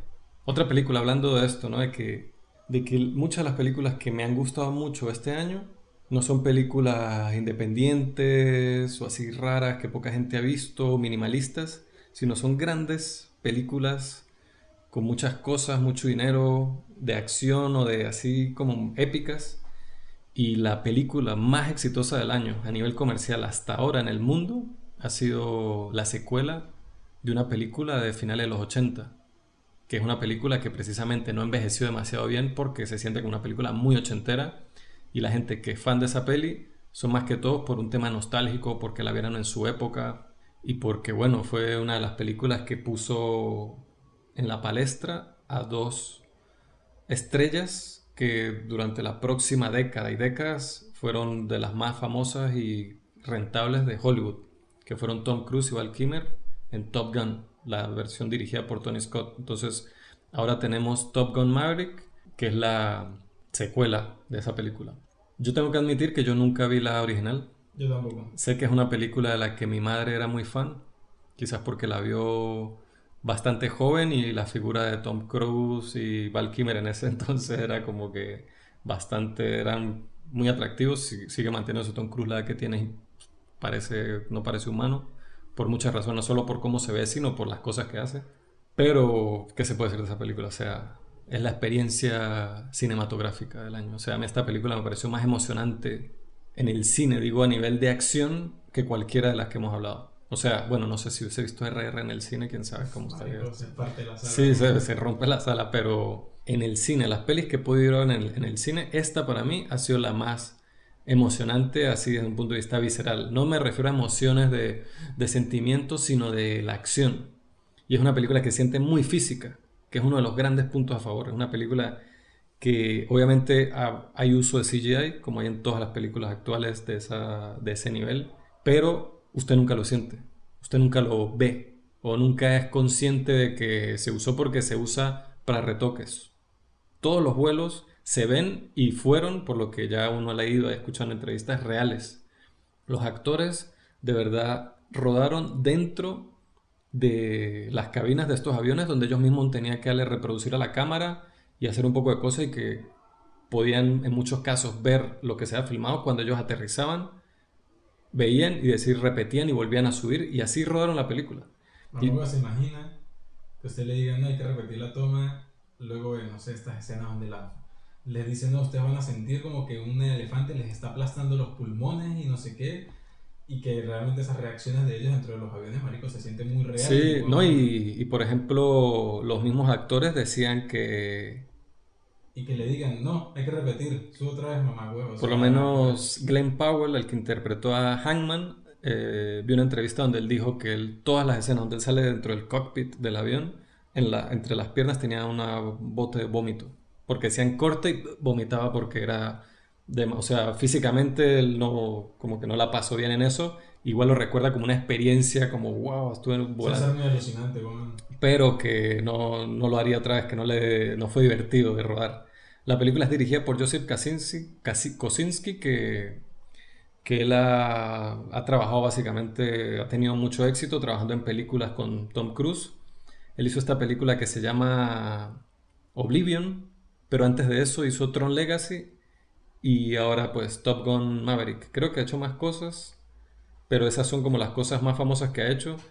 Y bueno, Oblivion y esta han sido como grandes proyectos donde han sido coproducidos por Tom Cruise y en muchos casos él es el que tiene La decisión la final. decisión final. O sea, tiene un director, es como Marvel, pero aquí no es Marvel, sino es Tom Cruise. Y tienen un director. Marvel tiene directores que no tienen precisamente, no pueden hacer lo que les da la gana, sino tienen que regirse bajo ciertos Me parámetros. gustaría ver un saludo de manos, como el de Schwarzenegger y Dillon en Depredador, pero entre Tom Cruise y si Disney y Marvel fueran una figura humana, Ajá. ese choque y esa pulsada, a ver quién Joder. gana más. No, pues obviamente ganó Tom Cruise. Este año le ganó Tom Cruise. O sea, este año esta película recaudó más que cualquiera, que Doctor Strange, que Thor, incluso que Jurassic Park, incluso que Buzz Lightyear de Pixar. O sea, esta película recaudó más dinero que cualquiera de las películas que a nivel estadístico se supone que se iban a desempeñar mejor en taquilla. Que no quiere decir que todas ellas se desempeñaron mal, pero esta película se fue mucho más, le fue mucho mejor y es el éxito comercial del año y es una de las películas del año. Además de que es un guión súper clásico, súper La película clásico. se siente muy ochentera. Súper clásico, la estructura del primero, segundo, tercer acto, la manera en que están marcados con el Fade to Black, con el interés romántico de la película, diría que es una de las pocas cosas que yo sacaría y la película funcionaría igual, pero una película a este nivel de Tom Cruise clásica de acción que le tiene que gustar a mucha gente y que va a recaudar $1.000 millones, necesita eso, para bien o para mal, pero necesita eso.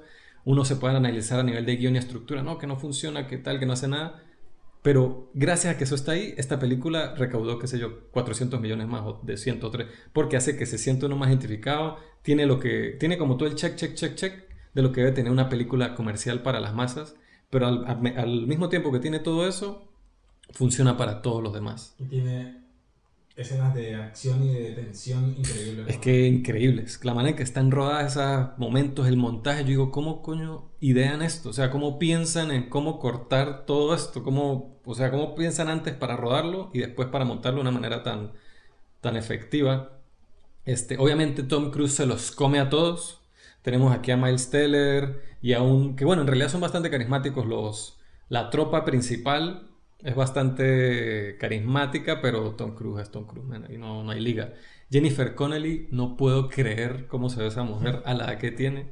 Por más que su personaje esté un poco como metido con calzador en la película, es impresionante cómo se ve Jennifer Connelly. Es hermosa esa mujer que ya debe tener 50 y pico de años. Val Kilmer sale, eso, la cosa de Val Kilmer es triste, bonita y nostálgica al mismo tiempo, porque no sé para los que sepan, pero Val Kilmer tiene una enfermedad muy grave en la garganta donde él ya no puede hablar. Y también es ver, por lo menos Top Gun, la primera, que yo no la he visto, pero que fue, como digo, fue la película que catapultó. Tom Cruise ya tenía cierto éxito y Val Kilmer también para esa época, pero esta película, que fue un blockbuster en ese año, fue la que los volvió a ellos superestrellas. Entonces ver el tiempo que ha pasado desde esa película, la vida de ambos, cómo si la carrera de ambos, cómo se ha desenvuelto y que se vuelvan a conseguir aquí y ver esa comparación, es como, uff, es como que es bonito, pero al mismo tiempo es triste porque uno ve por lo que ha pasado Val Kilmer y por lo que la carrera que tiene Tom Cruise, que no quiere decir que uno esté mejor que el otro, pero es como uno lo ve superficialmente de eso, ¿no? Bueno, Igual, hay una escena cuando justo en la película, cuando Tom Cruise abre la puerta y es justo en el momento antes de que muestren a Val Kilmer ahí en la película, que la cara de Tom Cruise transmite algo así. Yo lo sí, pensé, yo dije, mierda, o es que es sea, verdad, o sea, es lo que que... como yo en ese momento yo pensé, este bicho está pensando cómo estoy yo ahorita y cómo está él. En un Eso, momentico, marico, en un segundo.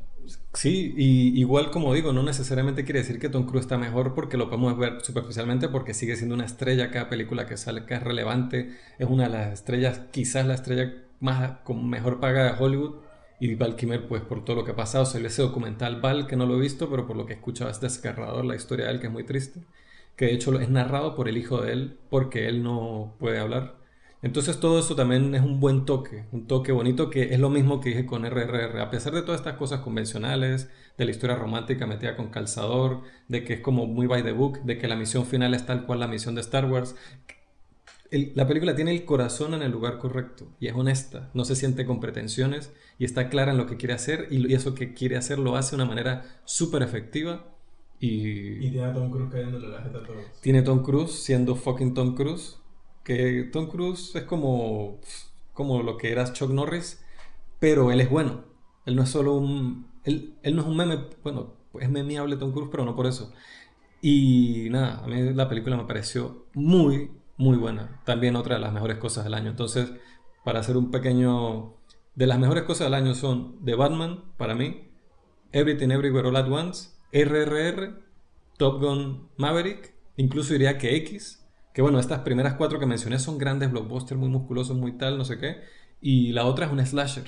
Y bueno, está After Yang y tal, pero ha sido un buen año para el cine comercial donde han salido cosas originales. Esto, bueno, original es una secuela de una película de los 80 no sé qué, pero la propuesta para el tiempo actual de cómo está hecha, cómo está aproximada, es original y eso se aprecia muchísimo. Otra película que me gustó muchísimo, de la que se ha hablado muy poco, que pasó súper por debajo del radar y siento que todo el mundo debería ver, es The Sea Beast, una película animada de Netflix que trata sobre un grupo de piratas que se encarga de cazar bestias marinas para proteger básicamente el mundo que crea esa película. Y es una película súper bonita, tiene una, ¿cómo se diría la fotografía? O sea, tiene unos planos.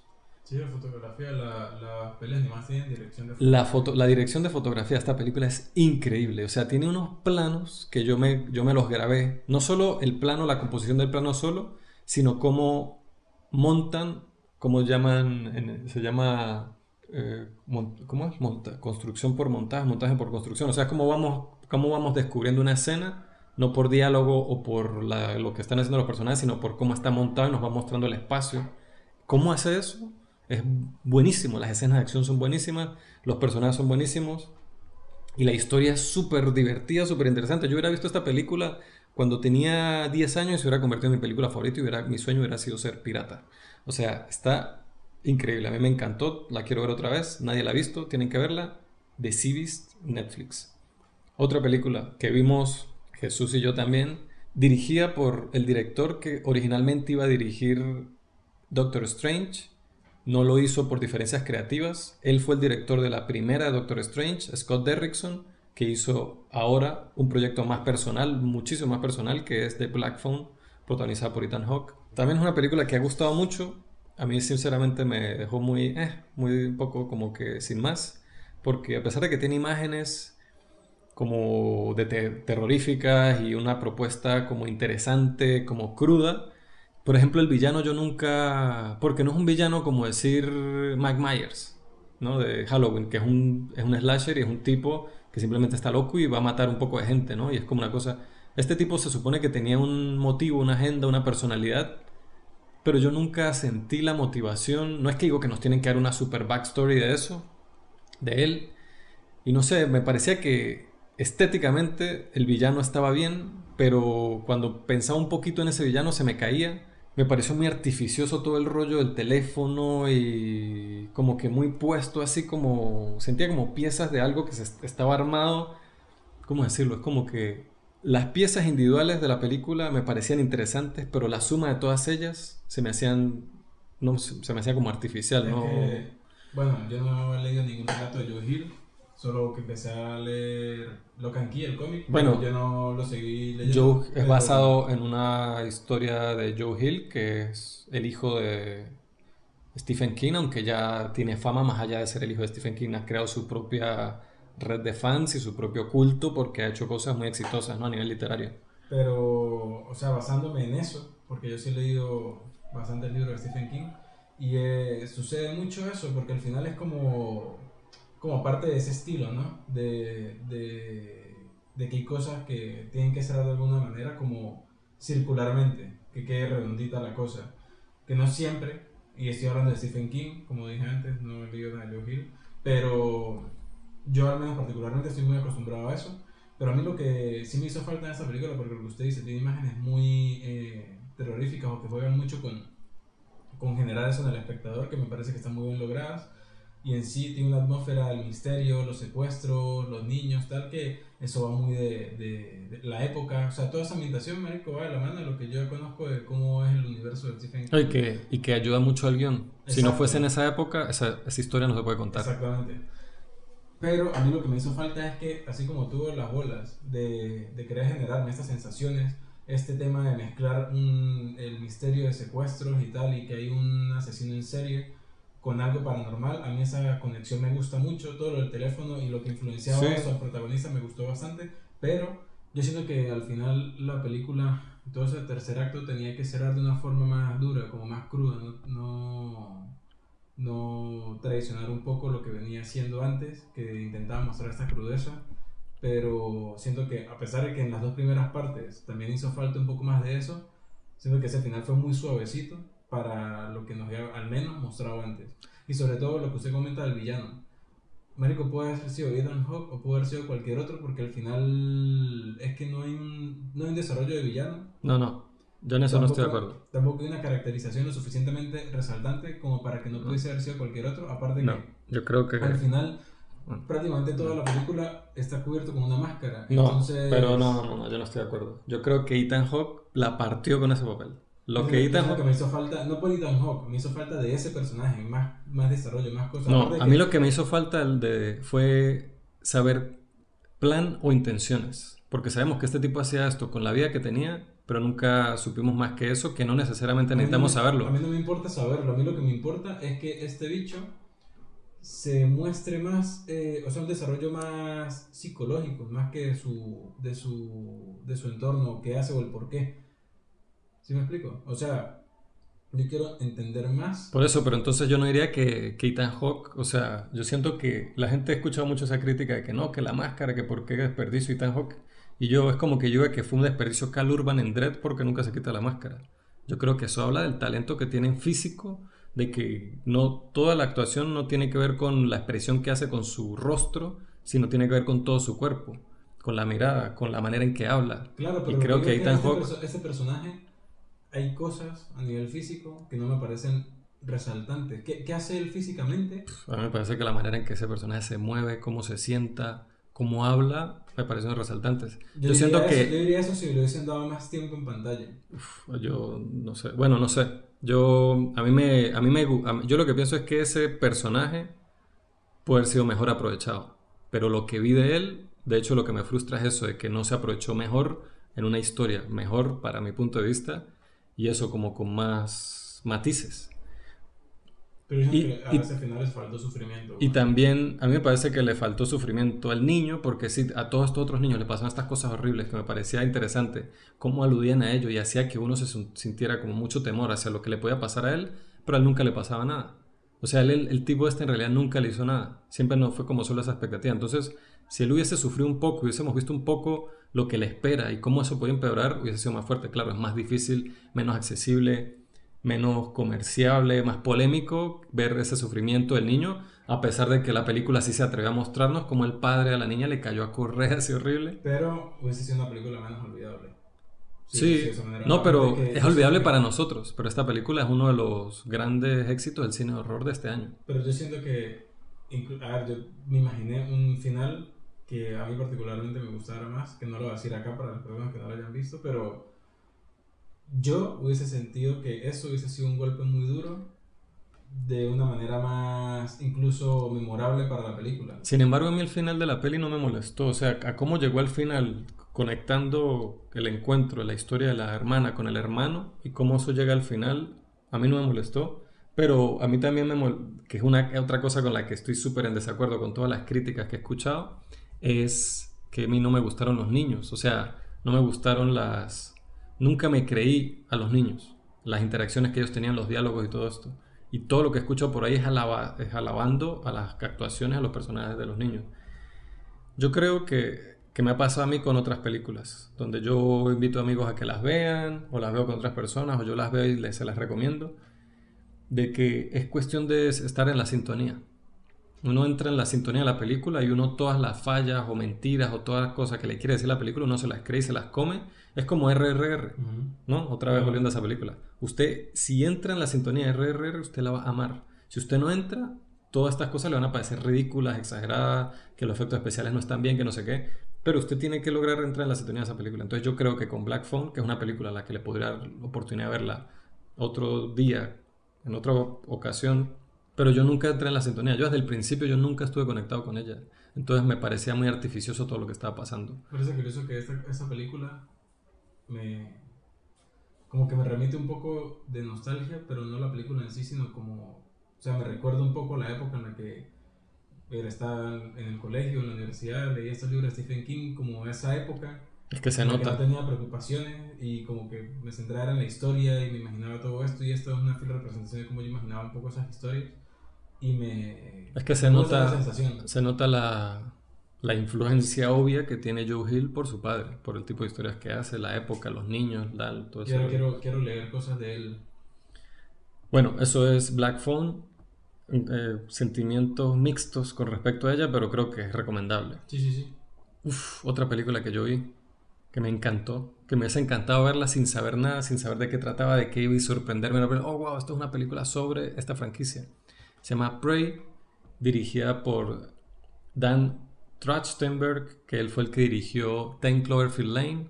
Él también dirigió un corto. Yo la primera vez que escuché su nombre fue por un cortometraje que yo vi hace mucho tiempo de vampiros.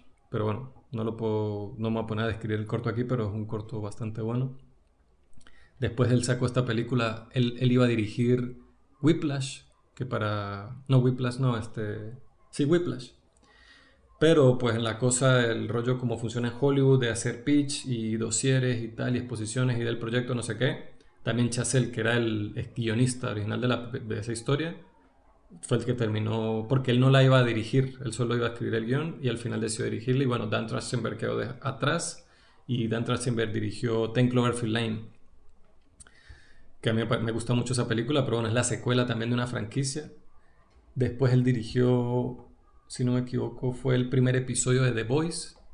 Y él, ¿cuál fue? O sea, él lo han agarrado como para hacer secuelas y siempre lo hace bien. Pero no le han dado como algo así original que él aproveche y que él... Porque creo que es un muy buen director. O sea, como director de Hollywood, de cine, thriller y de acción, creo que es muy bueno. Y esta no es la excepción. Prey, lo digo yo y lo ha dicho el internet, es la mejor película de la franquicia Depredador desde la original. Algunos podrían decir con facilidad que es mejor que la original, sobre todo para estándares actuales. La película es una precuela y creo que las películas de Depredador se definen por el entorno en el que se desarrollan. Entonces aquí volvemos a la jungla, pero mucho antes de la peli original de Schwarzenegger. De hecho son como 100 y pico de años antes o más, desde el punto de vista de una tribu comanche que se encuentra con la amenaza de esta ser que los sobrepasa a nivel tecnológico en todo sentido. Seguimos al personaje de Naru, interpretado por Amber Midthunder. Y esta película marca historia porque es la primera película que, si tú la ves en Hulu, que es la plataforma en la que se estrenó originalmente, tiene la opción de ser escuchada en comanche. Es primera vez que está esa opción como doblaje completo de una película, porque todos los personajes son de origen, ¿cómo se diría? Nativo americano. Todos los personajes principales. Eso está muy bien y los hace quedar a ellos como unos héroes de acción.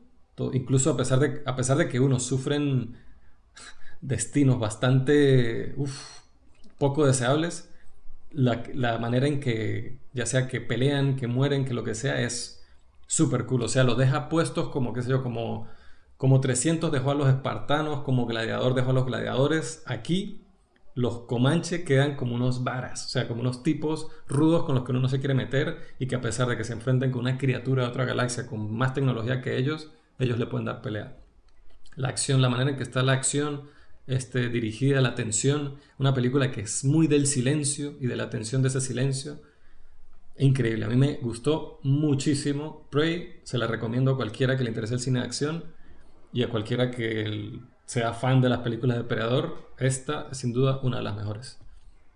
Otra película que vimos, fue la última que vimos en el cine, fue Men, de Alex Men. Garland, uno de mis cineastas favoritos, desde su trabajo como guionista hasta su trabajo como director en cine y en series.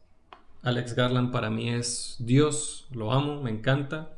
Men, yo sé de muchos amigos de otras partes fuera de España que la vieron hace meses y yo dije, no, la quiero ver en el cine. Y pues tenía expectativa, había escuchado cosas negativas, mixtas con respecto a la película, pero no era de extrañarse, ya me lo esperaba siendo una película de este tipo, que sabía el tipo de película que era, una película así como experimental, no iba a tener una narrativa así lineal, iba a ser algo como más abstracto, simbólico, metafórico, similar a películas a lo que hace David Lynch o lo que hizo Aronofsky con Mother o a ese tipo de cosas.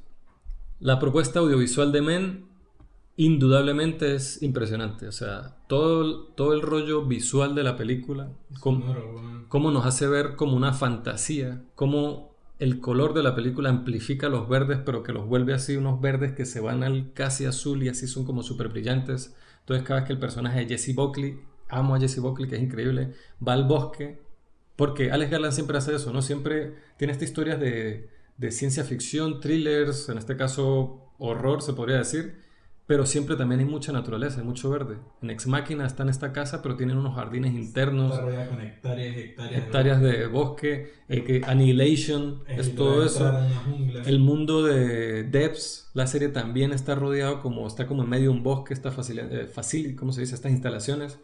Entonces en Men pasa lo mismo. Y eso le da como, no sé, hay como una cosa mística, como de fábula que le da a la película. También a nivel sonoro, cómo la película usa las voces de los personajes a través de la película para irlas ir incorporando en la banda sonora para un resultado aterrador al final de la película y súper tensionante. Rory Kinnear, que interpreta como a 5 o 6 personajes en la película, está increíble, súper aterrador, al mismo tiempo gracioso, al mismo tiempo ridículo, pero no de una manera negativa. He escuchado críticas negativas con respecto a la parte ridícula de algunos de los personajes que interpreta Rory Kinnear. Y en sí eso tiene cosas de eso con el montaje, con, con imágenes que quedan, pero es que talladas en el cerebro, imágenes que pone la película que son increíbles, no solo hablando de lo que pasa en el tercer acto, en los últimos 10 minutos, que de verdad es algo único, es una de las imágenes más poderosas que he visto en lo que va de año. No solo con eso, sino también, por ejemplo, cuando Jessie Buckley tiene estos flashbacks de presenciar la tragedia de lo que le pasó a ella en casa, ¿no? Cómo eso está planteado visualmente es también aterrador. Pero hasta ahí la película, como dije, está llena de metáforas, de un discurso, de tal, pero a mí no me terminó de convencer porque me parece que la película nos da estas imágenes súper potentes con ese discurso, sobre eso que quiere tratar, pero lo termina haciendo redundante, o sea, no termina dejando cosas, o sea, no es que digo que sea, que voy a decir, llegar aquí y decir, no, que la entendría de principio a fin y que está todo muy claro y es muy fácil de entender, pero si hay imágenes que son como muy explícitas, solo la imagen, la alegoría de lo que está pasando a nivel de imagen es extremadamente explícito y después se vuelve más explícito como por si no lo habíamos entendido y después uno de los personajes nos explica con diálogos o nos hace alusión con diálogo a eso que se supone que teníamos que interpretar y entonces al darle como esa interpretación tan definitiva no deja que uno como que no deja como abierta la discusión, sino que es eso y ya está. Entonces, no solo eso, eso mucho que tiene que ver con el final, pero también con, hay cosas que yo digo, pero ¿será que es a propósito? Porque también pasa al principio con lo de la manzana en el árbol y yo, ok, esto es como muy obvio, la simbología, la manzana en el árbol que está entrando, pero después los mismos personajes hacen referencia a ello, pero entonces me quedo como algunos chistes, me acuerdo de Deadpool 2 que a mí me decepcionó un poco Deadpool 2 porque ellos como hacían constantemente referencia a los chistes de lo que no debe hacer una secuela, yo sentía que lo estaban usando como banderín para decir que podían salirse con la suya haciendo esos mismos chistes. O sea, como muy meta, tal como es Deadpool, y para mí no lo hacía, no funcionaba. Entonces aquí no sé si es eso o es que a mí me falta interpretar cosas, pero entonces cuando la fuimos a ver al cine, fuimos con amigas y por lo menos Eve dijo que ella se identificó mucho con cosas de los personajes y yo estoy de acuerdo, o Y sea, al otro día, yo todavía seguía pensando en la película, pero como muy subconscientemente. Pero ella me dice, pero, ¿sabes que estaba pensando en la película? Y, marico, como media hora, 45 minutos, de hablándome de detalles y de cosas, como hilándolas, marico, como cosiendo cada uno. Y cuando terminó, yo dije, marico, la película, a pesar de que se siente como muy onírica y muy esto, el estilo de Lynch y tal, que a veces hay cosas que a uno se le pueden escapar, hay como una temática y una forma de contarlo muy, como muy explícita. Usted ya habló de lo explícito, que son muchas cosas, pero hay otras que al principio no lo son y que sí lo son, pero como que pasan por debajo de la o mesa, sea, que me pareció bastante importante. Por ejemplo, cada uno de los personajes que interpreta este actor son como un reflejo de esa, como de esa actitud masculina en la sociedad que afecta y que es tóxica, y cómo esas están hiladas y cómo esas, por ejemplo, se ven manifestadas en esa escena final que se repite y se repite y se repite y llega a ese momento de este pana, y la actitud de ella, que en un principio uno siente el terror que ella siente y que al final uno la siente más como indiferente ante todo eso, como es esa actitud que al final genera, por ejemplo, las mujeres hacia los hombres, ya llega un punto en el que ya lo que me da es lástima, por ejemplo. Y claro, o que aparte ya qué de... más voy a hacer, o sea, no voy a estar, es como que aprender de alguna manera a vivir con esto, como que No, y a no darle importancia. eso, por eso, tienen que aprender a vivir con eso. Y así como ese mensaje, hay chorrocientas cosas en la Claro, película. pero a mí me parece que lo deja muy corto, porque llega hasta ahí. Yo no creo que sea una película que de este tipo de películas, como estamos hablando, como Lynch y como tal, que mientras yo más veces la vea, más cosas le voy a sacar. Sin embargo, la tendría que ver otra vez para confirmar eso. Yo Pero quisiera verla de nuevo. yo la quiero ver de nuevo, pero a mí me pasa con películas como, hablando de este tipo de pelis recientes, con Under the Silver Lake, o La Casa Lobo, o Enemy de Denis Villeneuve, o I'm Thinking of Ending Things.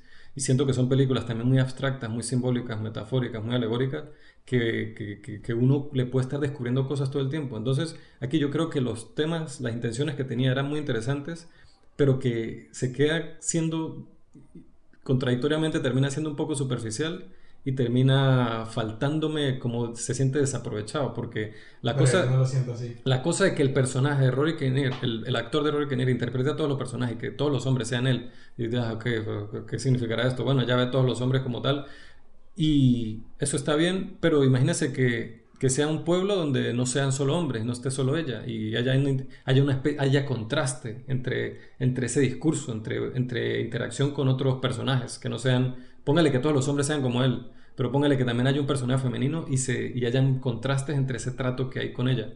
Esto también lo saco un poco porque cuando dije voy a leer o a escuchar reseñas sobre esta película, pero quiero escuchar opiniones educadas, no de cualquier crítico o cualquier podcast que yo escucho, quería que fueran de punto de vista femenino, para ver qué pensaban.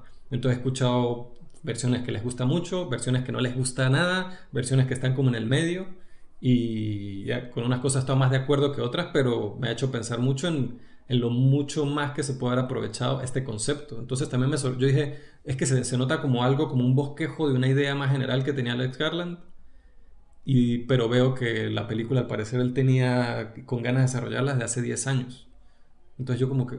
Sin embargo, no me pasa como con Roger Eggers, que me decepciona de Northman. Esta película no me decepciona porque me parece que es muy arriesgada y muy audaz y me interesa mucho ver una película así de este director, pero de las tres pelis que ha hecho es la que menos me ha gustado, que no quiere decir que no me guste, sino que en el ejercicio tan arriesgado que hace, no creo que le da el blanco a todo lo que le puede haber dado. Es que yo siento, por ejemplo, esa idea que yo mencioné a Julia Ducournau con Titán. Solo que son dos historias que están hablando prácticamente de los mismos temas. Una mujer rodeada de hombres, indiferentemente de lo que le suceda a cada uno en esa historia, pero una está escrita desde la perspectiva de una mujer y la otra está escrita desde la perspectiva de un hombre. Y cómo eso juega en cuanto a esas perspectivas, esos contrastes. O sea, me parece que ambas logran su cometido de una manera bastante eficiente, de hablar de estos temas, que aparte son temas que si uno elige hablarlos de manera como narrativa, lineal, explícita y formal, es mucho más fácil, como por ejemplo Never Ever Result as Always. Pero al hacerlo de esta forma, que es más como conceptualizando todas esas ideas y conceptualizando todos esos conflictos o enfermedades sociales o lo que sea, me parece que están muy bien logradas ambas, cada una con su Yo modo de creo hacerlo. yo creo que Men, como digo, a mí me gustó, pero creo que dentro de ese tipo de, ese estilo de cine, como un cine más abstracto, le faltó, para mi punto de vista. Siento que se pudo aprovechar mucho, cosas se pudieron desarrollar más y otras cosas se pudieron dejar más, no es como decir que más vago y que me lo expliquen menos, sino que las interpretaciones pueden haber sido más amplias a que todo fuera como tan marcado así. Pero a ver, es como porque todavía no sé, todavía no termino de amarrarme la cabeza de qué pienso de esta película, tendría que verla otra vez. Recuerdo que cuando vi Enemy de Denis Villeneuve la primera vez me pasó lo mismo. Pero, a ver, yo la recomiendo. No es una película accesible en lo absoluto para la mayoría, pero igual la recomiendo. Y, a ver, lo último que yo vi de este año fue Lightyear, la última película Disney Pixar. Y nada, aquí no me voy a alargar mucho. A mí me decepcionó. Me pareció, yo había escuchado críticas muy mixtas y negativas con respecto a Lightyear, pero lo que escuchaba que criticaban decía, esto suena como algo que me puede gustar, ¿no? Que no parece para niños, que es más madura, que agarra temas de interdimensionales y del tiempo y la pérdida y la no sé qué. Pero no sé, la película me pareció como muy... está bien, es una aventura espacial que está bien. No me parece que hable de temas o los temas que quiere tratar, que algunos son bastante profundos, importantes, con los que yo conectara. El personaje de Buzz Lightyear no fue un personaje con el que yo me encariñara. A ver, el gatito, que ahora no puede faltar, el típico animalito, figura pequeña, tierna, muy útil y muy hábil, se roba el show. La cosa de que la película empiece como que esta fue la película que vio Andy por la que quiso que le regalaran el juguete de Buzz Lightyear. No me lo creo nunca porque creo que es un error que tenga ese cartel al inicio de la película, porque no parece una película de la que se enamoraría un niño de los 90 ni de ahora. O sea, sí, estoy seguro de que lleva un niño pequeño a ver esta película ahora y se enloquece, pero no es como ese tipo de películas de clásico que después cuando yo soy grande yo digo, wow, ¿qué tal? Y esto ya es una tontería y ponerme quisquilloso, pero es imposible que él haya tenido el Buzz Lightyear y que en la película esté el gatito y él no tenga ese gatito, ¿no? O sea, ese hubiese sido mi primer juguete, casi que primero que vos hubiera pedido ese gato. Entonces, no sé, me decepcionó, me pareció, no es una mala peli, pero en el estándar de Pixar me parece de la parte baja a diferencia, y fue una película que se estrenó en cines, en cambio Turning Red fue directo a streaming. Hubiese preferido que fuese al revés, esto parece como una película para directo a televisión. Sí, pero Lightyear ya es un personaje conocible que ya llamaba a la gente a la Es sala. que, O era lo que se y ellos esperaba. creyeron que eso iba a pasar y no fue así. La película le fue mal en taquilla. Y la crítica no le gustó mucho tampoco. O Bueno, también sea, la polémica no fue como muy a su favor. no, pero esas polémicas más bien a veces ayudan a que la gente vaya a ver En las este películas. caso, Y primero, comentando sobre eso, que se merenda estupidez esa polémica, ¿no? Porque yo ni me acordaba de eso. Cuando la empecé a ver, claro, porque como la vi tarde, mucho después de que la película fue discutida, la vieron y tal, la vi hace como unos días. Y yo ni me acordaba y cuando veo esa escena, ¿verdad que hubo una discusión sobre esto? Y literalmente es una secuencia de montaje y eso sucede en 3 segundos. Y yo digo, o sea, no entendí. De pana que no entendí porque me puse a y pensar. casi dura media hora, o sea, es que es estúpida. No, pero es que no entendí porque estaba pensando en otra película. Pero bueno, X.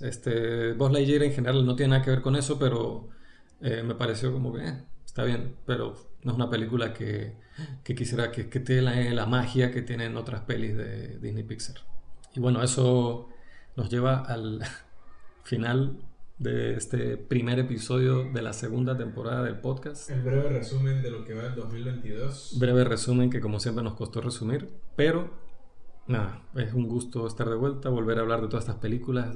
Siento que es como una piquiña que uno le queda cuando ve todas estas cosas y no las puede hablar, además de que nos estamos reteniendo bastante porque obviamente lo único que hemos visto este año no han sido cosas que salieron este año. Exacto, hemos visto un montón de cosas más. Hemos visto. Pero también nos da curiosidad saber si ustedes que nos escuchan prefieren que mantengamos como nuestro sin filtro de tiempo o les gustaría que los episodios fueran más condensados y un poco más cortos. Que Sí. esta vez lo intentamos, tal vez no vaya a surtir mucho efecto, pero lo que dijimos en un principio del episodio Sí.